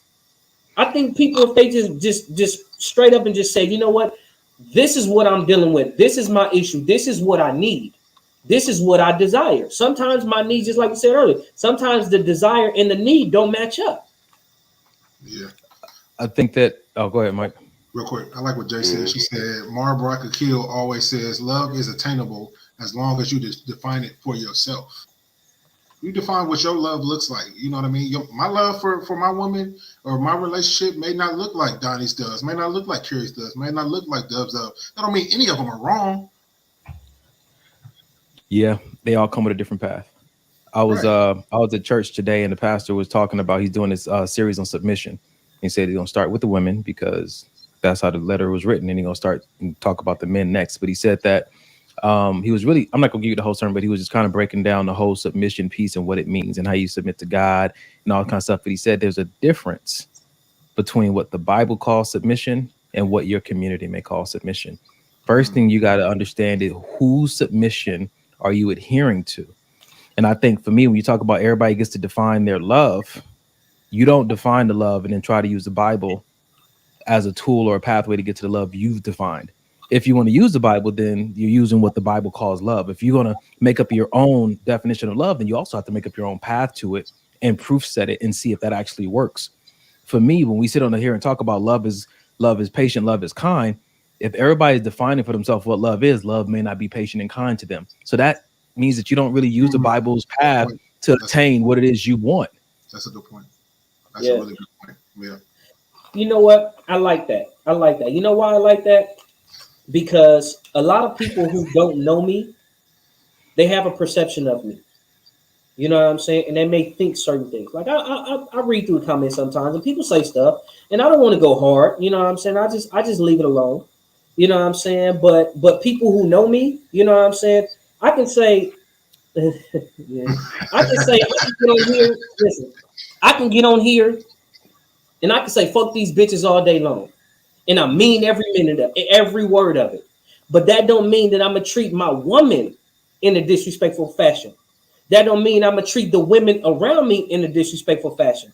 That don't mean I'm you know what I'm saying, treat any woman specifically in a disrespectful fashion. If I'm just saying, hey, you know what I'm saying, this is how I feel, that's how I feel. You know what I'm saying? And for whoever want to just put me in a category and just say, hey, you're like this, you're like that, you know what I'm saying? Fine, cool. If that's the way you want to think about me, that's the way you want to think about me. But I know who I am. I know how I love, and I know how I love hard. I know how protective I am. I know how I make sure that I take care of, you know what I'm saying, people around me, not just women, how I take care of people around me. So, you know what I'm saying, if anybody got something to say about it and they think I'm a certain way, you know what I'm saying, oh, well, it's like my uncle say, fuck them and feed them fish. Salmon always goes good with humble pie. What is Amber? Amber Max said, life is about evolution. Traditional values shouldn't be the aspiration. Here and now and what works today is what should be nurtured. But then there's those people who are dedicated to being the preservers of certain values. Yeah. Because if not, then again, everybody's going to be choosing whatever they want, which is what we're doing today. And we're trying to find nowadays, what is a man? Or whoever chooses to be one. What's your pronoun? Whatever I choose it to be.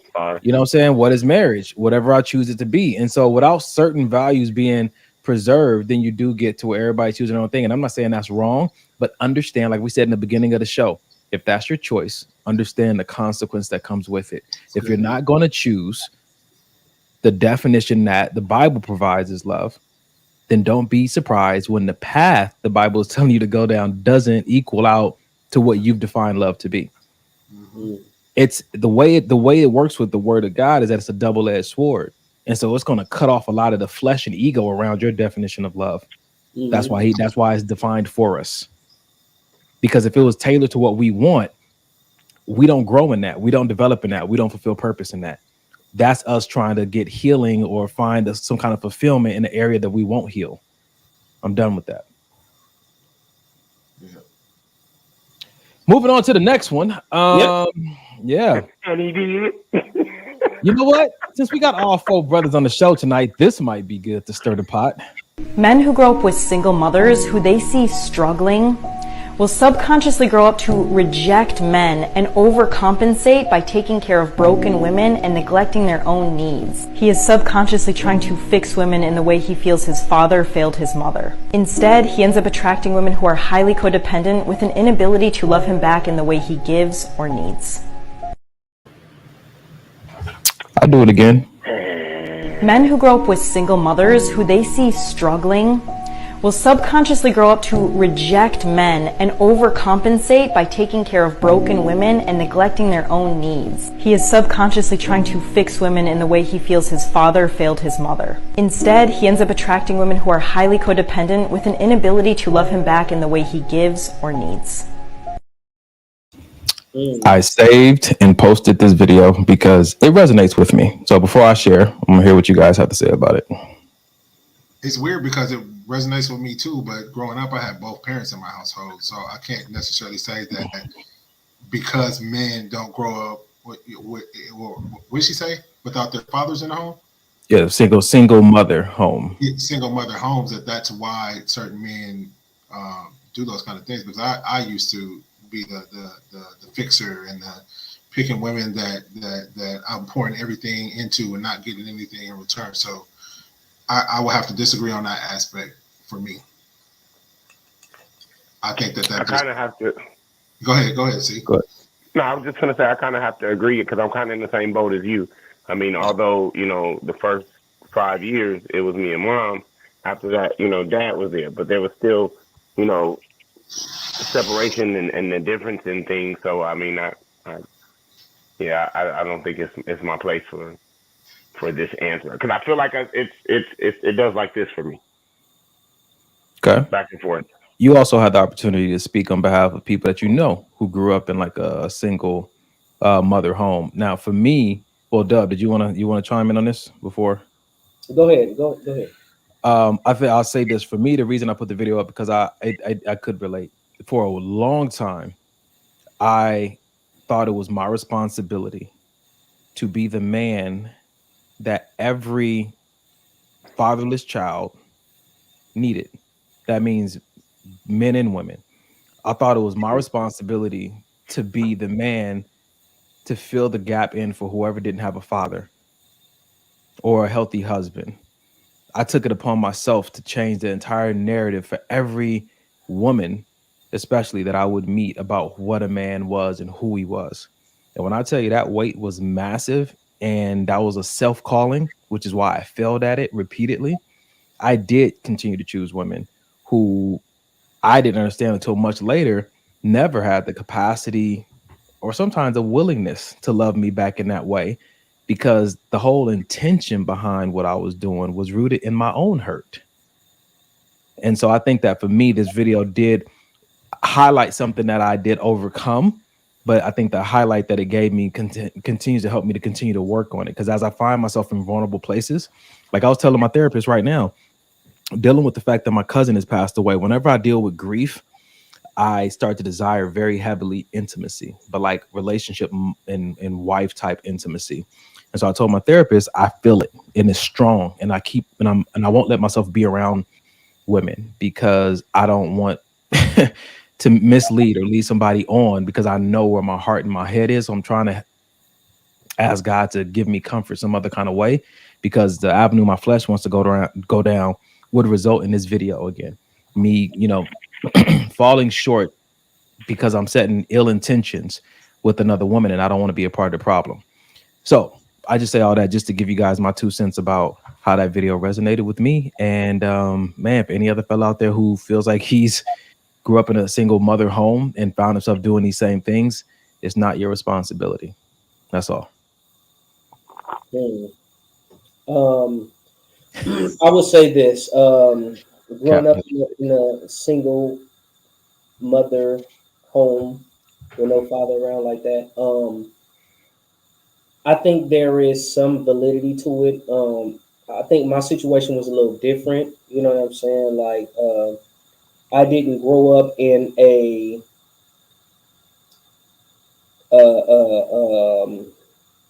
touchy, loving family, so to speak. You know what I'm saying? Like very nurturing and stuff like that. So, I had a disconnect. And my thing was, I just always like to make sure people are good, period. You know what I mean? And not necessarily just women and trying to save women like this. My whole thing was growing up the way I grew up and not having certain things. I know what it feels like not to have. So I know what it feels like for kids not to have. You know what I'm saying? I know what it's like to, have picture day, but don't want to go ask my mama for some money for picture day because I know she ain't got it. You know what I'm saying? So I go and I don't take pictures. You know what I mean? Or need something, you know what I'm saying? So now I have to go in the neighborhood and hustle for it because I don't want to ask because I know she really ain't got it like that.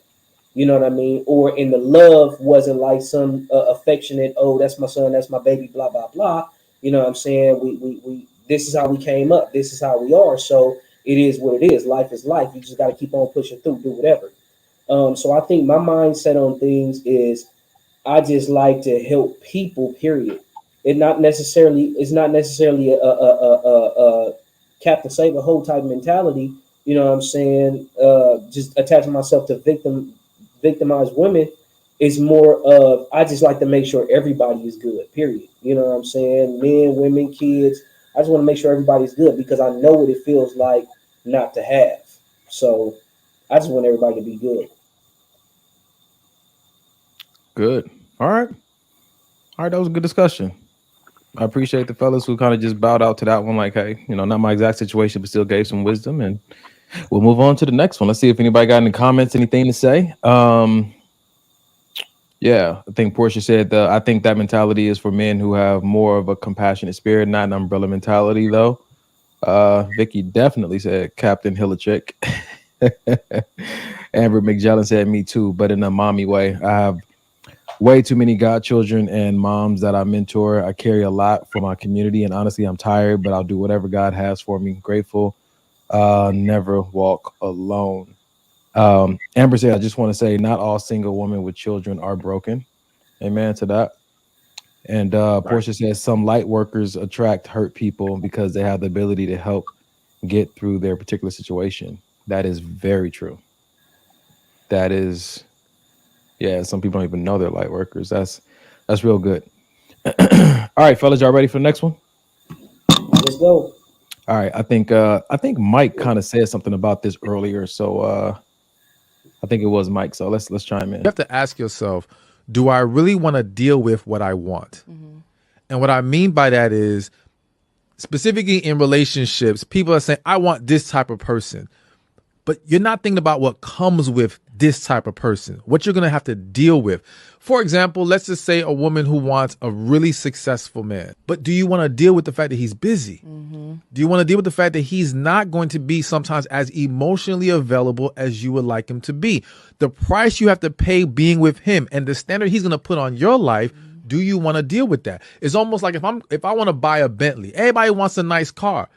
But do you want to deal with the maintenance? Mm-hmm. Do you want to deal with the attention you're going to get driving in this car? Do you want to deal with that monthly payment? Right. Maybe you will find your happiness in a nice Corolla. Maybe you will find your happiness in a nice Corolla. Sport. I like this video. And the most important part of this video, I think, is he said that, are you ready to accept the standard he's going to call you to? I say this quote all the time, and it always usually gives people a chance to think. And the quote is, if today you met your dream come true, why would your dream come true want you? That's all I got, fellas. On you. That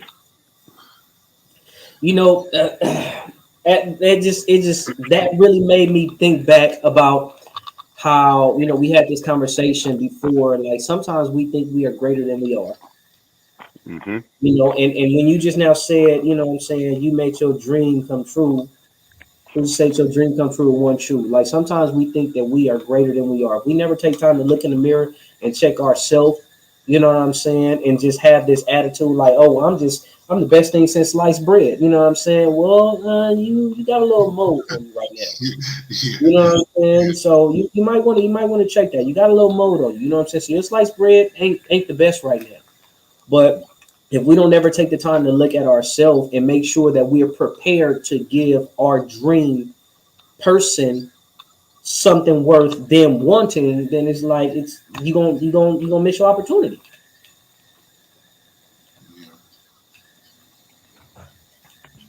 I'm ready to accept that my happiness may be in a Corolla. I think that oftentimes I've wanted a Bentley because everybody said, yo, that's the status item. Like, this is the kind of chick that you need. This is the quality of chick. This is what she needs to look like on paper and in person. And the whole time I'm looking like, but I like the short one with a gap tooth and a pot belly. If my happiness is going to be found in a Corolla, I think that then we should continue to, affirm people to choose what's going to make them happy. Mm-hmm. So I don't want people to think that you're saying to lower your standards, though. Mm-hmm. That's something different. No, not at all. That's why I keep saying that's where my happiness is going to be found. Yeah. There's no happiness to be found in lowering your standards. Yeah. And you can actually go for what's trending and still be lowering your standards. Lowering your God. Just because you look good doesn't mean you're a good look. Say it again, brother. Just because you look good doesn't mean you're a good look. Period. Yeah. We got some comments coming through. One of them says, the desire for who you want requires reflection of how you have to show up to get them. And I will add to that, to keep them, to grow them. Yeah. Because remember, the role of a woman in spirit is to multiply things. And so it's not to catch, but it's to multiply. So do you know how to get, keep, and grow that man? Yeah. That's all I'm putting out there. I'm gonna add that to it. But yeah, Portia said, my dream come true would want me because of the work I put into myself to become the best version of myself. I've learned to genuinely love myself where I am, radically accept what is, and find peace and happiness in that. Hold on, let me see what she did again. This is like a resume. I've learned to genuinely love myself where I am, radically accept what is, find peace and Portia. Put your number in the chat. Listen, I saw a quick resume. I said, "Well, that's what I've been looking for." Right. No, but taking off right. My nigga. Swipe right. Look, this is a screenshot.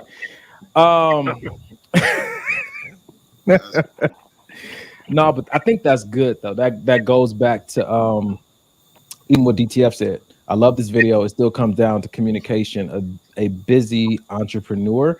I think that kind of like even what DTF is saying or what Portia is saying, when you've done the work, the self-work that Mike and Carrie always talk about, even that busyness shifts a little bit. I'm not gonna say I'm not doing all the stuff I used to do because of you, but when a person has done that self-work, it's the quality of it's the quality of self that they do life with that's attractive to you and you want to be around it. It's different when a man is trying to make time for you. Like, God, I know I got a lot going on, but I know you need this. You need time with me.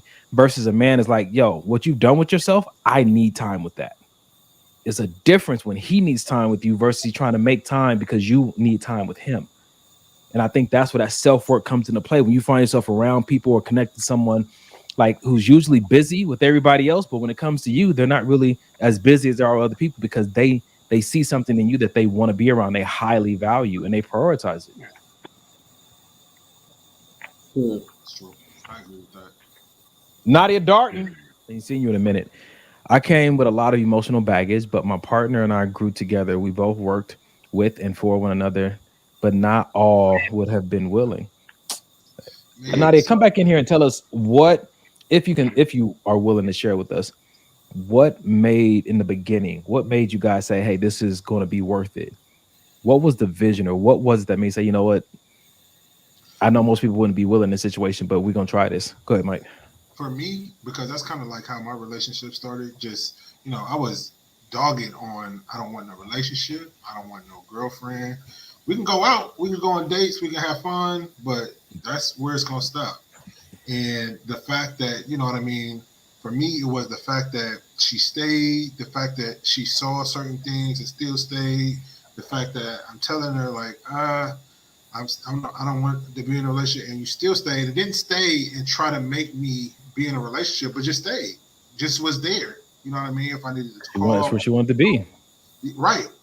And to me, it was like, okay, this is worth it. You know what I mean? We had our ups and downs and times where, you know what I mean, I didn't make the best decisions. You know what I mean? And you still stayed. And then I didn't make the best decisions and you still stayed. So, it comes to a head where it's like, this is it. You know what that makes me think of, Mike? What? When you said that, it makes me think of like multiple situations, but especially Adam and Eve. When God made Adam in the garden, he put him to sleep and he woke up and Eve was there. It's like, it's something interesting about a woman who will be there until you wake up. It's just like, it reminds me of, and a lot of people think this is crazy and these women are crazy for doing this, but it reminds me when, a guy, he's very wealthy, maybe from selling drugs. He goes to jail for 10 years and the woman stays with him. She's faithful to him. He gets out, all his money is still there. These are the chicks that guys is like, man, you a keeper. You'll keep her. I'm going to give you the world because the only thing you did was stay. When everybody else ran, when you showed them a glimpse behind the mask and everybody got scared and ran away, you stayed. You getting everything. You getting the world at that point. I think we should definitely use our platform and different opportunities to make sure we highlight those women, because I think that is a trait that is enormously valuable. Yeah. For a lot of reasons. I'm even trying to just put in the words right now, but for a lot of reasons, I think that's an incredible thing. Like you said, Mike, she just stayed because that's where she found she wanted to be and wanted to invest. And so much of it means that it wasn't built on reciprocation. It was like, yo, go ahead, Carrie. I see you. No, it's ultimately it's your growth. It's the concern of your growth that's so selfless in that. And that's the part that when we talk about highlighting those things from those type of women, those are the things that stick out most for me, because your care is not that you're negating self, but you care that much for me, where you want me to be better. I think regardless of if it looks like it benefits for you, because again, you're in your own narrative of it. Because I'm pretty sure you got homegirls that's like, nah, that's not. I wouldn't. That ain't how my mama. That ain't how we did it. That ain't. You created your own narrative for the growth of this man or this person. That's a lot. I think Dub said it in a few episodes ago. He said sometimes you meet a person who is only there to really show you who you are. Like, and that is something that we need to continue to highlight and help people understand. Like, if that is how you walk in relationship, that is incredibly valuable. Of course, don't let nobody manipulate and all that kind of stuff, but don't feel bad for being that type of man or being that type of woman. Because if your commitment is not to what can I get from this person, but I love this person and I see this person in a very divine way, and I'm gonna stay here until God tells me to leave. And while I'm here, I want to help this person see themselves. Because sometimes, like, you don't know what you don't know is what Errol always tells me. And sometimes you don't see certain things about yourself because life has put so much, dirt and mud on you. But sometimes somebody can see through that and say, I know that's not you, and I'm not gonna try to change you, but I'm gonna love it off you. And I'm just gonna be here and not gonna really ask for a lot, but that's a different love. Sickening, man. I love it. I think the greatest thing for me is when you see something like that and you experience that and you acknowledge it and you appreciate it. You know what I'm saying? And even with that acknowledgement of like, marry it. You know what I'm saying? Like, I see what you're doing, you know what I'm saying? And I appreciate it. You know what I'm saying? I see exactly what you did, and I see this and I see that, and you know what I'm saying? And I think like the biggest thing for me, can't say for anybody else, but the biggest thing for me is when I see something and I can verbally let somebody know that, like, look, I see what you're doing and I appreciate it. Like, for me saying that's huge.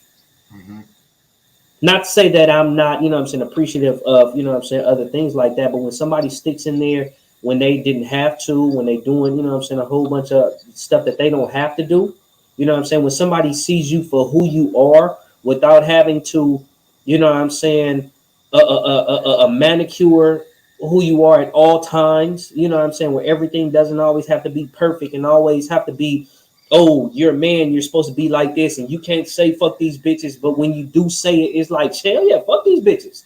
You know what I'm saying? And that's her response to you. It's like, yes, she gets it. You know what I'm saying? She's not taking offense to it. She's not taking offense that when I talk like a certain way, you know what I'm saying, is not, you know what I'm saying, she not down to, oh, you can't talk like this and you can't be like this. You're the reason why I'm talking like that. You know what I'm saying? Because of you telling me I can't be this certain way. You know what I'm saying? But when I am talking like that, it could be, you know what I'm saying, she right along with you, hell yeah, fuck these bitches. You know what I'm saying? And stuff like that is just, it's appreciated because it's like, I can give you the world and I can still be who I am. You know what I'm saying? I can give you everything, and I can be soft and I can be tender and I can be like this, you know what I'm saying, towards you. But everybody else is not going to see that side of me. You know what I'm saying? Because only you are unlocking that side. Everybody else don't need to see that side. You know what I'm saying? Everybody else don't get that side and they don't deserve that side. They don't get it. So go ahead, bro. My bad. No, my bad. Go ahead. I'm just saying, so when you do get that, you know what I'm saying? For me, I make sure I verbalize it and just say, hey, look, I see it and I appreciate it. Yeah. I was just going to say that she may even want the desire. She may even have the same desires as other people for this particular thing to change, but she authentically loves you for who you are, even if that change doesn't happen in her desired time, or even if there isn't a desire. If that change doesn't happen, she still loves you regardless. That's a, again, man, that's a different kind of love. That's an altering love. Come on, That will man. alter you Yeah. to a point where it makes you want to be better, makes you want to be different. That's a man, and but it doesn't always come in the form of your woman. I was just about to comment on that, bro. I was about to comment on that. Go ahead. I'll go after you. If I'm honest, each of these men on here have an altering love for me because it's specifically designed based on the relationship that I have with them, that each of them individually help me become something different in different sections. Altering love doesn't always look like what we want it to look like. And Like the sometimes Notebook. we feel this love without even knowing actually what it is, because Mm-hmm. we are different when we're around this person. We are Mm-hmm. different. We think about things different when we're around this person, or we even if we can't, we want to. The Mm-hmm. desire is there. The effort to be something different is altering. All right, I'm done. No, I got you. I made a comment earlier and I said that when that's that kind of person that you see, I said you marry that person. That's not always correct though. Portia said, but does this dream person align with God's will for your life? Listening to what the Holy Spirit says and praying that our desires align with his will yield the most fruitful results. Life is too short to live on the surface. Love must be watered. And so that kind of ties into what Carrie just said. That person may not be in your life for matrimony, but it doesn't mean that that love that they're trying to give you isn't divine in its source. And again, that it didn't come for an altering, because a lot of times we do. Oh man, we do not want certain things to change.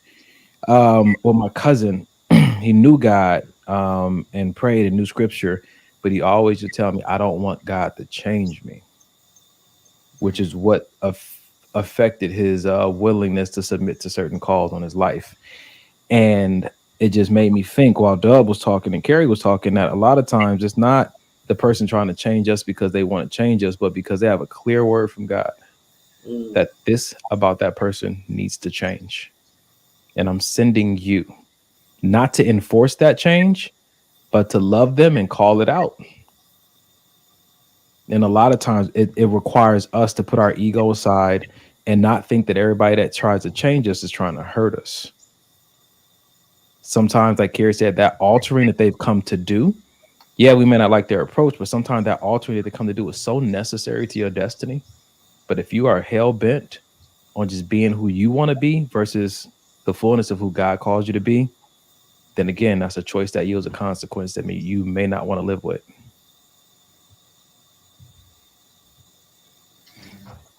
You know, I'll say this before we go on that. I definitely agree to what you're saying as far as some things needs to change. On the other side of that coin, I also believe God made our personalities for a reason. I believe, and I always say this. I believe that our personalities are for our purpose, and this is something that I believe. Right, my personality is for my purpose. Doesn't mean that things can't change and things can't grow and develop. You know what I'm saying, within me. But I wholeheartedly believe that my personality is for my purpose. Sometimes that change is, God trying to change you, and sometimes it's people trying to change you because they want you to conform to what they want to be. So I definitely agree with what you're saying. It's one of those things to where, for me, I have to look at it and pray for discernment in that Yeah. specific. You know what I'm Yeah. saying? Like, is this you telling me that I need to change? You know what I'm Yeah. saying? Or is it this person just want me to change because they just want me to fit their narrative? As long as I think as long as you're walking in that kind of humility, that's what could actually help. Right. Shoot, I had a point to make, but I need to handle this real quick, fellas. Go ahead, knock that out for me while I fix this issue. Yeah. So I don't know. I it's one of those things, man, where it's so important to stay open to God's voice. You know what I'm saying? And stay open to listening to what it is that He's trying to say to you, because sometimes people can say things that sound good and make you think or make you feel, oh, God's telling me this or this. Nah, God ain't saying that. You saying that. You want me to change. And sometimes God is really trying to get your attention. He's like, no, I'm sending this person, or I'm doing this because this needs to change, because I'm trying to take you to a new level, and in that new level, this can't stay. What I was going to add was that the Bible says what God puts together, let no man put asunder, right? Because that's what God put together. It's always good to investigate if who we believe we are is who we truly are. And so, like you said, Dub, there is that other side of the coin where this is my personality, this is who I am, is for my purpose. It's always good to go to God and say, is this actually my personality? Or like Mike told us in last season, or is this the armor that I've put on and it's been on me so long that I believe it's who I am? That's good stuff. You done been undercover so long, you done forgot what side of the law you on. Come on, in too deep. Listen, don't talk to me like that, sir. Wow. First of all, ladies and gentlemen, that's how we're gonna end the show tonight. Yep. That's it. You know, Dub was the first to leave. Oh, brother, Mike, I got your back, bro. I know you made a mistake. Just don't do it again.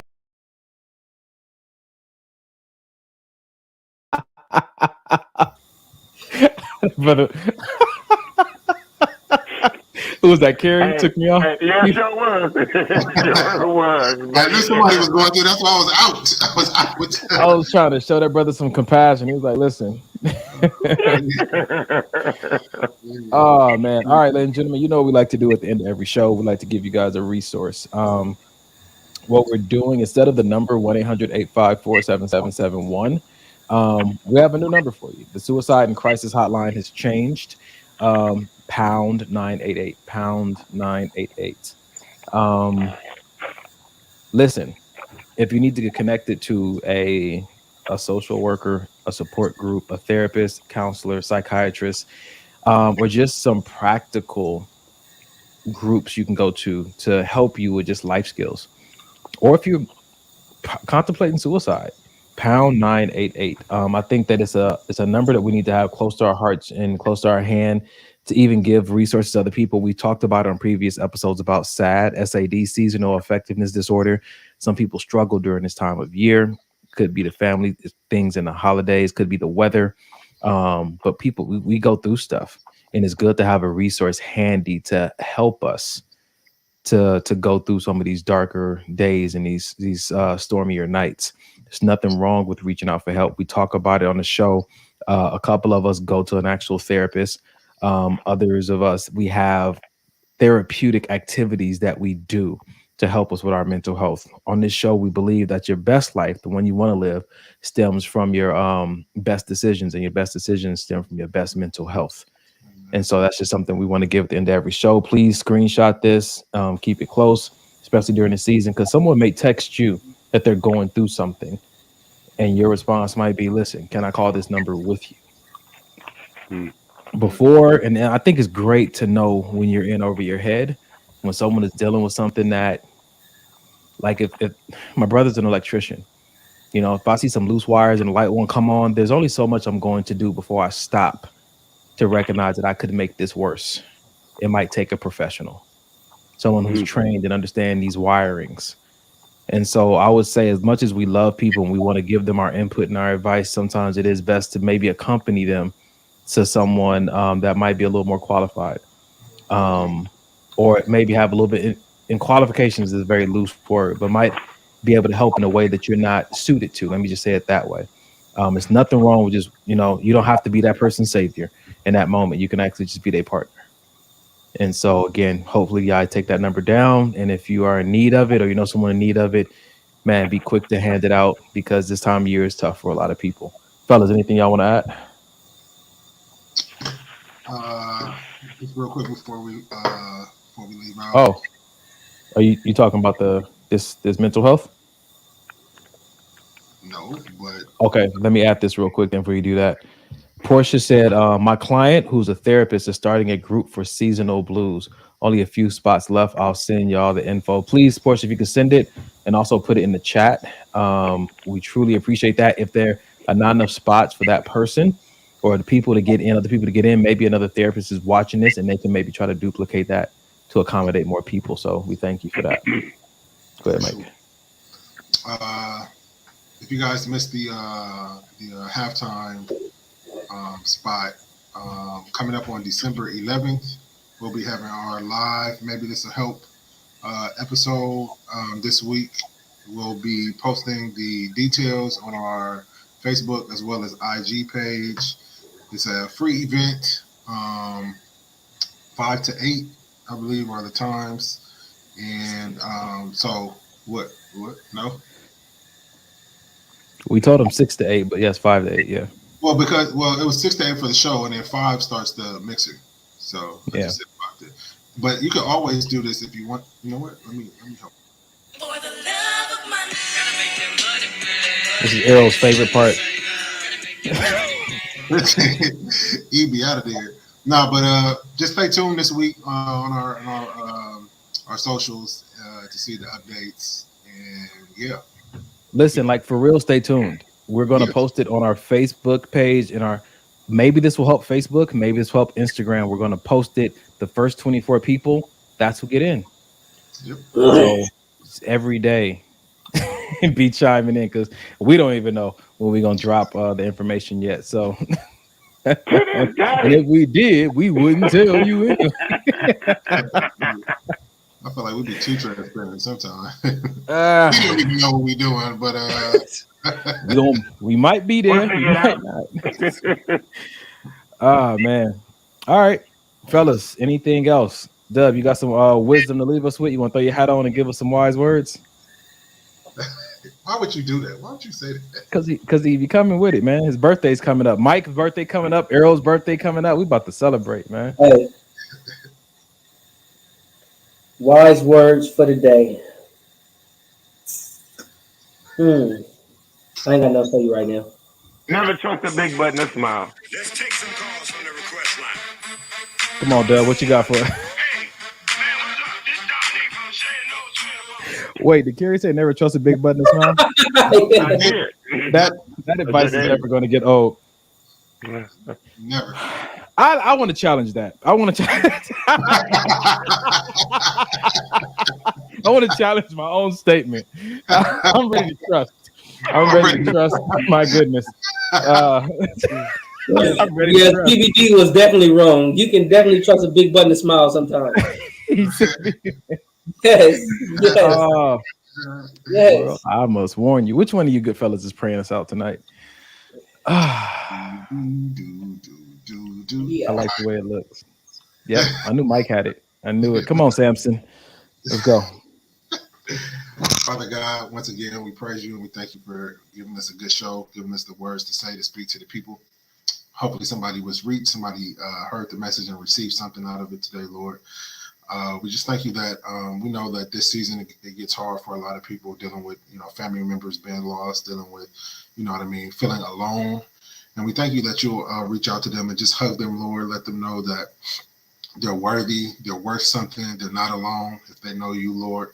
And we just thank you and praise you for everything that you're going to do for us, through us, and with us this coming week. We thank you for your protective angels that they'll surround us and they'll keep us strong, they'll keep us safe and ready for any obstacles that may come this way, that may come our way this week, Lord. In Jesus' name we pray. Amen.